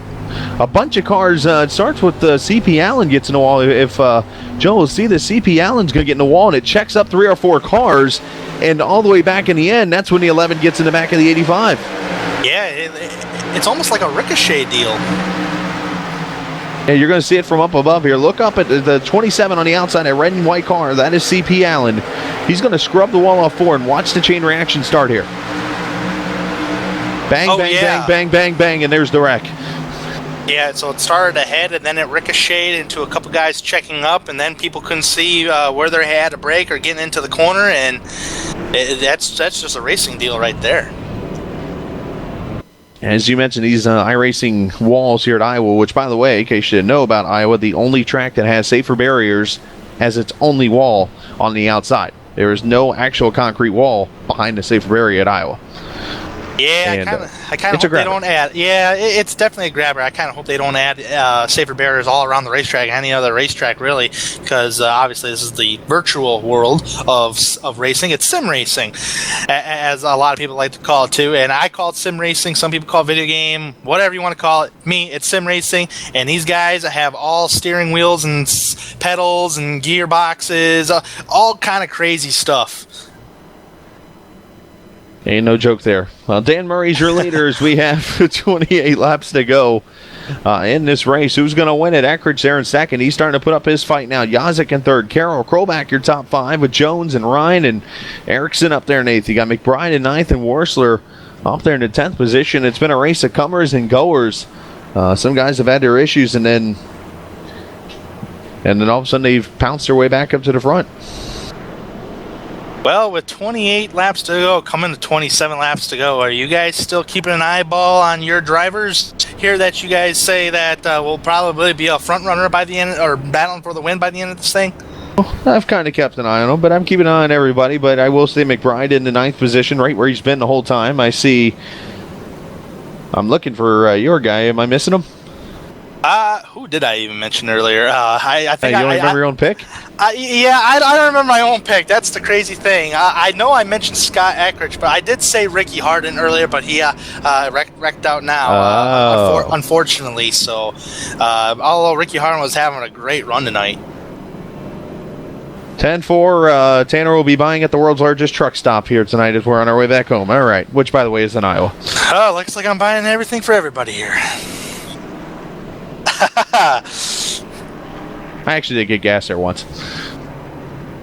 Well, meanwhile, I think this time we are going to get the 1 to go signal here at Iowa, as we've seen some fantastic, exciting racing. Hopefully all you people at home who was watching this race here on the Global Sim Racing channel is having a fun time watching this race. I know I am. I'm sure Chris is. And so far we got Dan Murray, Scott Eckridge, Brian Yazik, Drew Carroll, Michael Krobach rounding out the top 5. And watch out for Josh Jones after coming back from an early spin early in the race. He's been up there battling. It's been just fantastic racing all night long. This is what Iowa Speedway is made of. We talked about it. Put 2 leagues on a track like this, and you're going to see what a great race is all about. Who cares about how many cautions we've had? Look at the green flag side-by-side action we've had tonight, and you'll see why it's been a great show to watch here on the Global Sim Racing channel. We appreciate all the viewers watching tonight on this Wednesday evening. And I'm sticking by my pick for Drew Carroll, by the way. You've seen him only get aggressive once while everybody else has been using their tires. Watch it. Fair enough, Adam. Fair enough. And we are coming towards the end of the race here, too, with only, 26 laps to go. So, meanwhile, pace car is coming off turn number 4. Dan Murray, Scott Eckridge, green flag, we're back racing at Iowa. Good restart. One car jumps to the outside. Almost 3, almost 4 wide. He's going to get pinched. Oh, wow, that's tight. Josh Jones in the middle there. Murray clears to the front. Here comes Jazik. Normally, I wouldn't say that would work, but look at Josh Jones stuck in the sucker hole, as we like to call it. Oh, number 6 had a bottleneck there. That was Tommy Ryan. Close call. Oh, man. This here is he scary. is stuck in the middle. Oh, caution! This is me. Oh, no. Put it out. Worsler in it. Jones involved. I was just referencing a song and a wreck happens. Well, you could probably put the blame on me for commentator's curse, I guess. Jones involved. I think CP Allen's going to get a piece of this. Look how these guys are coming off turn 4 here, Chris. Aren't they almost 4 wide coming off the corner? Possibly 4 wide? They are, and that's where I started to reference stuck in the middle with you, but unfortunately the wreck happened and we have caution again on the track. Jones, you see on board with Worsler. You're going to see Jones get turned by Worsler, and then you're going to see CP Allen grab his favorite steak there and get a piece of Jones, T-bone style. And I'm telling you, you can't really put a blame on anybody there. I mean, that's just racing. Tight racing too, 3 wide, but it is what it is, and we have our caution out again. And we have, 20 laps to go in this one, I believe now? A little over 20. Yeah, if we were at Martinsville, I would say tick-tock, grandfather clock. But we ain't at Martinsville, so whoever wins is probably going to get the corn here. So with 23 laps to go, 9 cautions here tonight at Iowa. Oh, man, I don't think we're going to be done seeing the cautions just yet here, folks. But we'll just have to see how this all unfolds. I see some crazy things happen towards the end of the race, especially on a white flag lap. We'll get the green flag. Less than 20 laps to go. Who's going to grab the trophy? We'll find out. Stick around our last break here on the Global Sim Racing Channel.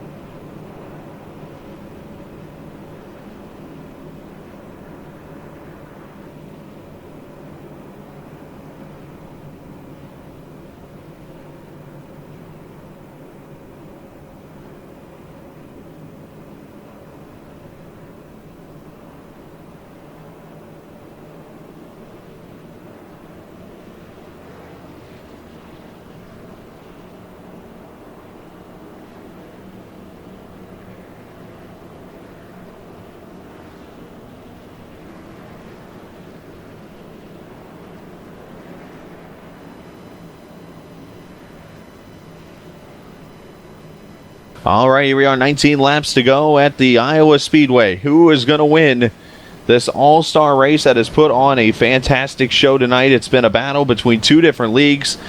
Our friends over at the iRacing Online Championship and, of course, Premier Racing League. Who is going to bring it home this evening? Somebody will be stalking the Corn Trophy. I had to do it. I'm sure Joe hates me now, but I had to do it.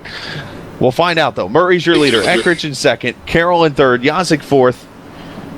And, of course, the 7 at Krolbach there in the top 5. Well, ladies and gentlemen, get all buckled in, grab your waters, grab whatever you can get, because this is going to be a fantastic end right here. Dan Murray, Scott Eckrich, pretty much two of the best cars on the racetrack. Dan Murray on the loud pedal, green flag. We're back racing here at Iowa. Here we go, and a good restart for the 28s. Are going to cross him over. He does not, and that's going to allow Yazik to get a run on the bottom. Meanwhile, here comes the 87, Carroll. Adams picked there on the outside. You know, I've seen the racetrack. Oh, Krolbach 3 wide, sticking it out, entering turn number 3. Wow. Very aggressive move there. Is Krolbach going to lose a little momentum here? He might lose a position if you don't get up the track. The 19 coming. May have lost 2 positions. Meanwhile, that 87 of Carroll outside of Yazik, that's for third. He's going to put those tires to work now. Oh, yeah, Dan Murray just about a 10th off, or 10th ahead of Scott Eckrich here. Scott Eckrich still trying to keep pace, and everybody else is trying to keep pace as well. Man, this is starting to brew up some exciting racing here. Carroll trying to work the outside on the 28. Rhett McBride, close call. Wash up the track just a little bit, heading down turn number 1 as these drivers are now in turn number 3. Get ready to see slide jobs engaged here. Carroll going to take a look inside, not able to. Krolbach can take a look, and here comes Eckrich. Battle for the race lead, Scott Eckrich and Dan Murray. Oh, Krolbach washed up the hill. There's a reason why he was the pole sitter, and he's trying to show it now. Oh, man, still trying to throw some muscle on the bottom side of the racetrack there. Dan Murray gets in a little harder than what Scott Eckrich did. Let's see if that helps. Maybe not. Easy in, hard off for Scott Eckrich. He will lead this lap this time by. Side by side as we hit 13 to go next time. And Michael Krolbach still fighting on the bottom there, washing up the racetrack just a little bit. He got him. Eckrich to the lead, lap 1:37. Murray crosses over. Murray says, no, you don't. Oh, no, he's going to wash up the hill just a little bit himself. That's going to allow the 87. Yep, that's going to allow the 87 to squeeze in. Yep. Oh, wow. Murray's been good on the bottom, though. Let's see if he can get that run. This side-by-side battle is what Scott Eckrich wants to see, because he could probably pull away from that. He's got that clean air to work with. Carroll going to get that top side run here and see if he can clear him off the straightaway. He's going to clear to 5 easily, and Yazik almost got the wall a little bit. Well, he may have gotten the wall a little bit, but it didn't slow down him a bit. He's going to follow Drew Carroll off the corner of 4. Now these drivers down turns 1 and 2, exiting turn number 2. Brian Yazik. Dan Murray may have used up them tires. I think you touched up on that earlier on. Yeah, I joked around with Yazik before the race. He's like, hey, I am Mr. Second Place. Here he is running third. He's running third. He's got one more position to get second, but if he does get second, he's got one more car to deal with, and that's Scott Eckrich. And Scott Eckrich has pulled out by 5/10. We've been so excited about the racing up front. I should mention CP Allen did spin on the back straightaway. No yellow, obviously, due to the situation, but a tough break there for Allen as Krolbach dives to the bottom. Krolbach still trying to make that bottom work. Looks like that bottom's starting to give away just a little bit. 0.7 of a second to lead between Eckrich and Carroll. Oh! Make that 1.1 second now as everybody moves to the bottom. I believe there was contact between Yazik and Drew Carroll. I'm not entirely sure. Yazik's pushing him. Yeah, he's pushing him, but he's going to get underneath him down turn number 3. This is exactly what Eckrich wants to see. Side by side for second place. Yazik and Krolbach would have moved too. Oh, wow. Jordan Erickson started 20th, up to 6th. Tell you what, they were side by side, and Carroll and Yazik caught Eckrich that lap. Wow. What a catch. Coming up, 8 laps to go this time. Will Eckrich hold him off? Well, I think provided if we do get a caution here, folks. Got to remember, iRacing does not do green-white checkers. So with about less than 5 laps to go, if the caution does come out, that's it. And I think, in my opinion, Scott Eckrich has a big enough lead to hold on to. I call it the point of no return at that point. Last time by, Carroll was 1/100th faster. That's not long enough. This time by, Eckrich was faster, actually. Yeah, it's kind of zigzagging back and forth. One guy's going to be faster the next lap. So, man, I think Scott Eckrich has pulled out enough to capture the win, and we are getting with about 7 laps to go here. So if a caution does come out, it has to come out now or have any chance to go green again. Eckrich, 1 second lead on Drew Carroll. The battle on for second as we look through. There is the battle on for the 4th position. Krobach inside Dan Murray. Dan Murray. Yeah, Dan Murray, who lost the lead, lost a couple of spots there. I think he may have burned off the tires just a little bit. But Michael Krobach still battling really hard towards the end of this race. Oh, Dan Murray, he did hit the wall on the front stretch. That's not going to help him. Nope, not going to help him whatsoever. That slowed down his momentum. He had to give up that spot. But he's actually going to come right back up to Krobach here. Eckrich looking to bring the car to victory lane as we're at 4 laps to go. 4 laps to go in this race here at the Iowa Speedway. So if a caution does come out, that ends the race. Scott Eckrich has an 8/10 lead over Drew Carroll. So I think it's pretty much safe to say that Scott Eckrich will win this race. Unless he has some kind of internet connection problems, and he has to obviously take the checkered flag deal. Well, still plenty of time to go as you look at Yazik, going to make the move inside of Carroll here for second. 3 laps to go. Caution is out. Put it out, and I believe that will end the race. The 35, Joshua King, has gone around in turn 3. Oh, boy. Oh, I think there was a car in the wall in the back stretching.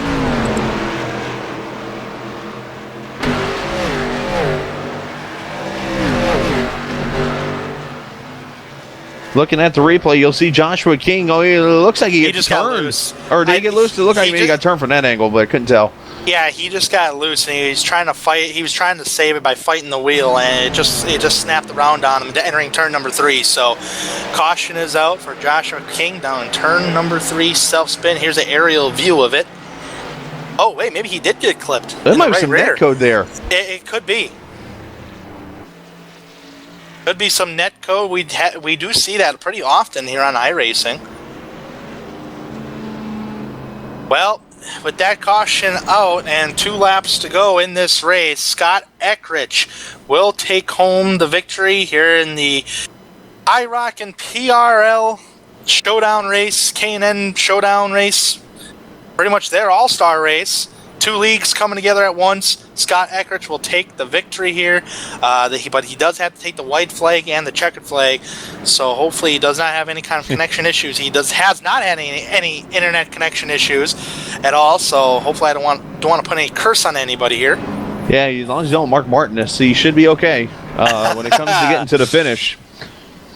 But I tell you what a great race this was. Nonetheless, shout out to everybody who put this race together, the guys from iROC, the guys from PRL. They've definitely got something here. I know they talked about before the race doing something for Week 13 next season. I think they've got the idea right here in mind. Yeah, definitely. I think these guys had a lot of fun tonight, bringing 2 leagues together with so much talent in this league, in both leagues. You know, bring them together, come to a short track, and have some fantastic racing like we've seen tonight here on the Global Sim Racing channel. Man, I'm telling you. And here's the win, folks. Scott Eckrich will take the checkered flag here at Iowa. 71 laps led tonight. Eckrich, the dominant guy, as he takes the checkered flag in the All-Star race. Carroll are going to get second. Brian Yazik, Michael Krolbach, Tommy Ryan going to get the top 5 in the end there. As we will talk to the top 3 finishers, and we will come back and review the race, the All-Star race complete here on the Global Sim Racing channel.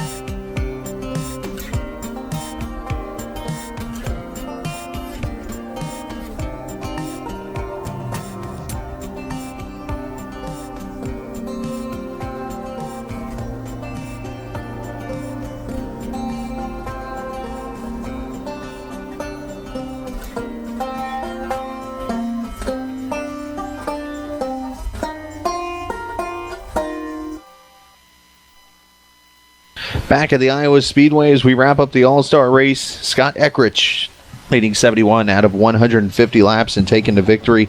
As we look at the race results, Drew Carroll, he'll take second. Great run for him. He started back in the 17th position to get that top 2 finish. Brian Yazik going to finish third. Michael Krobach, Dan Murray are top 5. Murray looked strong there in the middle part of the race. Tommy Ryan finishing 6th. L. Bryce Whitson Jr. going to finish 7th. Jordan Erickson in the 8th. James Krahula getting up to 9th as we were wondering if he would ever get up to Yazik. Unfortunately, he didn't. 10th going to be Rhett McBride. And outside the top 10, you have Robert Barney finishing in the 11th position tonight, started 4th. Mark Meyer, started 26th, will finish 12th here tonight. Austin Missler, started 13th, finishes 13th. Aaron Cleanons will finish 14th. Allen 15th. Stephen Winton will come home 16th. Roy Haight is in 17th tonight. Jason Swan will finish 18th. 19th place is Joshua King. Rounding out the top 20 is Joshua Jones, who is 24 laps down. Taking a look at the rest of the rundown, these cars did finish behind the wall. Will Worsler going to get 21st, Travis McQuiston 22nd, Steve Ritter 23rd, Ricky Harden 24th, William Hale 25th, Jonathan Lawrence 26th, Trey Hoover in the 27th position, Woodrow Mahan, Nicholas Cohan, and Ryan Howard all involved in that first accident of the race, and that rounds out the 30-car field that started this race. So with that said, time to bring down the top 3, and I think we'll start with the third place car as Brian Yazik finishing in third. We'll get him down as, well, Brian, a third place run. I know we joked off the air and you said, watch, I'll finish second tonight. So you kept yourself out of misery and finished third. Still a good run, though.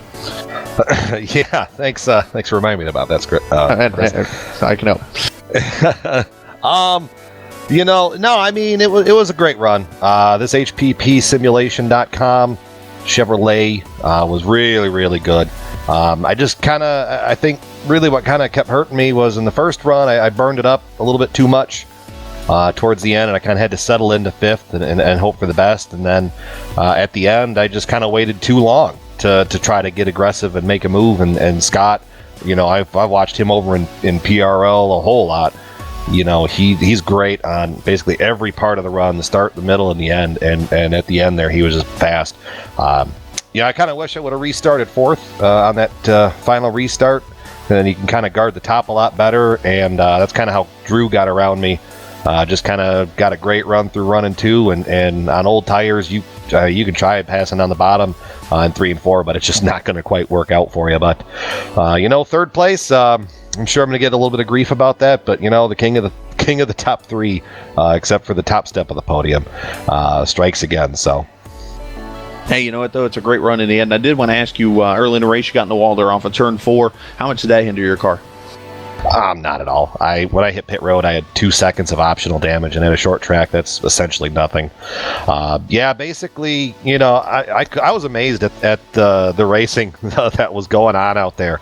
It was flipping fantastic because we would have it almost felt like a super speedway, at a short track, because all of a sudden I look around and you got side by side for the lead, and then some other guys are side by side behind you. You got one on the inside. I mean, I think at one point we probably had like 6 cars within half a second of each other, and that was just fantastic. I mean, it goes to show you just how good the drivers are here in iROC and in PRL. That essentially was an all-star race, what you saw right there. I mean, the top 5, top 10 is littered with guys from both leagues, and it was fun. There was a good chunk of the race I just spent with a big old smile on my face trying to drive. Well, I was wondering if you were looking in a rearview mirror, not seeing what was going on back there. I know it was like around lap 35. We're all like, holy cow, what is going on? But still a great run for you, Brian, and we thank you for all your help and stuff, and congratulations, and go enjoy that third place finish. Oh, absolutely. Third place kind of feels like a victory in a race like this, but we're looking forward next week to Iowa, back in the iROC series. Iowa, we're coming back here in the truck series, so I've had this one circled on my calendar for a while, so just got to get the right position, and a lot easier to defend than it was to kind of attack out there. So, but great job, teammate Mikey there. He finished 4th. I'm sure that was a whole lot of fun out there on the broadcast, and I hope it really put on a good show for you guys out there on GSRC and all the millions of fans watching around the world. And great job, and we'll talk soon, Brian. Thanks. Sounds great. See you, Chris. All right, and let's check in with Tanner. He's got the runner-up, Drew Carroll. Yep, trying to catch up with Drew Carroll here at Iowa Speedway. And Drew, man, if the green would have stayed green, maybe you may have a chance at Scott Eckrich there. But he did pull out a pretty big 0.8 of a second lead on you there. Take us through your race, though. Take us through your race after starting in the 17th position tonight. Well, it's pretty much how I got up there was just keeping the tires on it. That's what you really needed to do, especially with 75 laps before I get to pit. But I was actually really able to keep the tires on it, and I was just passing guys, just kept picking them off one by one by one. We got a nice green flag run, and we were able to get some good track position up into the top 10, and we just started picking off some guys from there, and before we knew it, we found ourselves around second before the pit stop, and then came out, and we were just trying to save our stuff, and I think we fell back to about 6, just trying to save, and Tanner, me and you both know Eckrich is just really, really good, and I knew once he got out front it was going to be hard to catch him. I just didn't know if he used up his stuff enough, because I thought I saved quite a bit, and I just wasn't able to get to him. I was trying everything, trying each lane. I think if I was able to try to get around him, I think we would have been, close with each other, but it was so hard to pass on old tires anyway. I don't know if I would have been able to pass him, but it's a typical PRL finish. Eckrich first, I'm second, but hey, it was a fantastic race.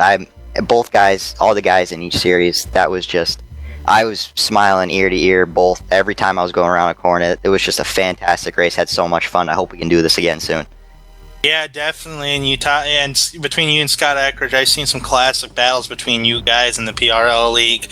And I'm telling you, I mean, towards the end of the race there, do you think you may have used up your stuff, or what was going through your mind at the time? I don't know. It was so hard to tell. I thought my stuff was pretty good. I thought I had a good car, and then my car just got tight. It just really, really tight. I don't know why. But it just started pushing the nose through the center, and that's kind of what made me lose the gap to him. But he might have saved his stuff a little bit better. But I mean, we might have had the same equipment. He might have been a little faster, because I can tell you guys right now, I thought I came into this race not even having a shot, and not even making the race, because I thought my time was really, really bad, and it wasn't good. But I mean, we came out with a top 2. I'm still happy, but it's still an all-star race. You still want to win.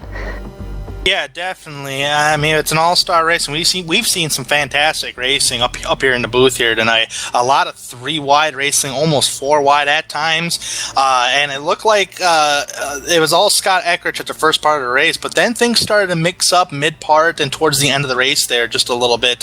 Was there a lot of track changes tonight? Like you could probably run somewhere where you don't normally run on the tires? Yeah, once the tires got really, really worn out, you were really running the top. But toward the beginning of the run, a lot of the guys were on the bottom. And then, like I said, once the tires were out, you went to the top. I felt the track really did change quite a bit from the two big runs that we had until you hit your pit. The track was really, you really could go anywhere the first half of a run, and then the second half, the high line kicked in, and you couldn't really pass on the bottom. But again, it all had to do with how you saved your car and saved your equipment. And if you're able to do that, you're going to be up front. And that's what we were able to do, because I knew we were going to be starting deep in the field. And I knew we just had to save our stuff. And, if we could just make it to that lap 75 caution inside the top 5, I knew we probably had a pretty good shot at it. And that's what we did. And we had a good shot, just came up a little bit short. Yeah, just a little bit short, but a good second place finish, and I way to keep the fenders on it. And sometimes I say if all 4 fenders are still on that race car, you didn't drive it hard enough. But maybe hopefully you guys can get the leagues together again, because we've seen some fantastic racing. How about maybe the V8 supercars at Concord? But you're asking I don't know, man. I'm not too good with those right-seated vehicles, so we'll see how that goes over. Well, I believe you guys got the talent to do it. So before we let you guys, before we let you go, Drew, here tonight, is there anything you would like to say before we let you go? Yeah, I just want to say everybody on the Mobile One Chevy did a fantastic job, put together a great race car for me to be able to go up there and run up front. And I thank you guys in the booth for putting this on. I know it was kind of thrown together, so to speak. I don't know who who got this all together. But I'm gonna thank them, thank iROC for letting us come over to their neck of the woods and letting us run with them. And obviously, congrats to Scott and good win for PRL. We got a 1-2, so that was good. It was a fantastic race. Well, thank you, Drew, for coming to talk with us tonight after the race here tonight. Congratulations on your second place finish. I know it's not a win, but still a solid second place. Thanks, Tanner. I'll see you next week. Well, Chris, or actually not Chris, excuse me, I believe Adam has caught up with our winner of this race, Scott Eckrich. Actually, Adam, he's got Michael with him. Sorry, Adam, we'll go. You got Michael? Yeah, I sure do have Michael. Started 11th on the night, finished 4th in the thick of it all night, and managed to bring the car home clean. Michael, how do you feel after 150 laps at Iowa? Yeah, Adam, I'm pretty tired. That was a good, fun, long race. It was hard to know what to do on strategy there. I tried to run conservative at the beginning of the first half of the race and just kind of save those tires. And I guess it really came to life there with about on around lap 40 or so, and we just charged through the field. One restart, we lined up 7th, and we drove straight to the front and pulled out a couple second lead, and then had the pit stops. And I thought, I'd do the same thing for the second half of the race, kind of take it easy. But, we had some cautions and stuff, and I just got, too far behind at the end to rally back. But fun race. Do you think, those lessons that were learned from the first half of the race helped those guys in the second half of the race, though? I mean, because you're right at the tail end of that first half. I mean, you were dominating, and I'm pretty sure they were watching you. Maybe you taught them the lessons they needed to win the race. Yeah, it seemed like Scott did a really good job of saving his tires there at the second half of the race. He didn't go very hard to start, and Dan ran pretty hard, and I thought, if Dan's going to run hard, he's probably going to burn up his stuff a little bit. We might be able to catch him back, and we had a heck of a battle there. It was fun to race him again, but all in all, still a good night for the number 7 HPP Simulation Chevrolet. Happy to represent Mark Hargan's company on board our car, and if you're interested in some HPP pedals, go check out his website, hppsimulation.com. Well, good deal, Michael, and congratulations on finishing the race. Thanks very much, and I hope we can do something like this again. Thanks for GSRC for broadcasting, and for Brian for helping to organize this all, and PRL and iROC for putting on a hell of a show. Hey, that was a great run by Michael, and thanks, Adam, for the interview. We are getting to that point. I've made my way down to Victory Lane, and we're going to bring down our winner of the All-Star race here for PRL and iROC as Scott Eckrich joins us. Scott, 71 laps led, started on the pole. You pretty much did everything you had to do to win that race. Talk about coming from, was it 5th or 6th place there at the start of the second segment, we'll call it, and working your way back up to the front to win that race. Yeah, that first segment, I think I overdid it a little bit trying to get the early lead, and I was kind of hoping it was going to go green flag for that first, and it really kind of bit us early on, so we moved back a little in the pack, like you said there, and we were just using those short runs there on that second stint to try picking up those positions on the inside. It was very difficult to pass if you didn't get them on that first or second lap, so I was just trying to work that and just ride until we got another caution, and eventually we got up there, and we rode from behind our teammate there, Dan Murray, for a couple laps, and just finally got a run on him, and I managed to sneak by and just went as hard as I could from that point on.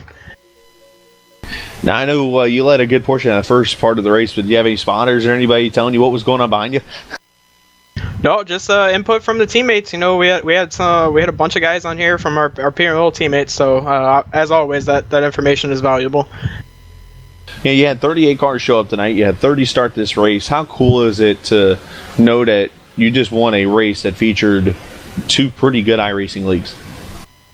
Oh, it's awesome, and this is such a great track for it. Everyone could, beat and bang, and we really got that multi-groove racing in here. It was just a blast. And that's all that matters, is going out here and having fun. You dominated the race, started on the pole. You pretty much did everything but had P1 in practice, and you missed that by 1 spot. So, safe to say you did a pretty good job tonight. Yeah, thanks. Well, Scott, anything you want to say, anything you want to add, or anybody you want to thank? I'd just like to thank the PRL team, Steelhorse Racing, for everything they do. And, of course, you guys in the booth always enjoy watching this. Well, absolutely, Scott. We appreciate you joining us tonight. Congratulations on your All-Star win. And for peak's sakes, will somebody please sponsor his car? I mean, it's blank. I mean, right, Scott? White's fast. Yeah, White is very good. Well, hey, congratulations, Scott. Thank you. Well, Adam, let's check in with you real quick. Final thoughts on tonight's event? Just two fantastic leagues. You saw fantastic racing. I mean, racing all over the field. You couldn't have asked for a better show tonight. I think it was just great. And we appreciate you joining us down there on Pit Road, Adam. I know it was pretty comfy weather tonight, so we appreciate you joining us this evening. And Tanner, your final thoughts? Yeah, pretty much the same thing what just Adam just touched up on is you have two leagues coming together like this, just brought some fantastic racing, and I'm looking forward to calling both leagues every week from here on out too, because every week they perform fantastic racing every week. It's just a blast to call. And of course, as you know, you can follow both the iROC Series and Premier Racing League here on the Global Sim Racing channel. And with that, want to send special thanks out to iRacing.com, of course, Motorsport Simulations LLC, XSplit, Audio Technica Corporation, and Avra Media USA for helping us out. Also, additional thanks to Dougie Beard, who was up there. He's probably got a sunburn now, but it's all good. He enjoyed the race. Also, Eric Ekholm, and you can check out his music. You saw it there on the screen, ericekholm.com. Casey Lalonde, also you can check out her music, Casey Lalonde, at bandcamp.com. I should say. Stay up to date with the Global Sim Racing channel online, globalsimracingchannel.com, or at GSR channel on Twitter and on Facebook, facebook.com/Global Sim Racing channel. So until next time, race clean, race hard, and I'll see you on the track.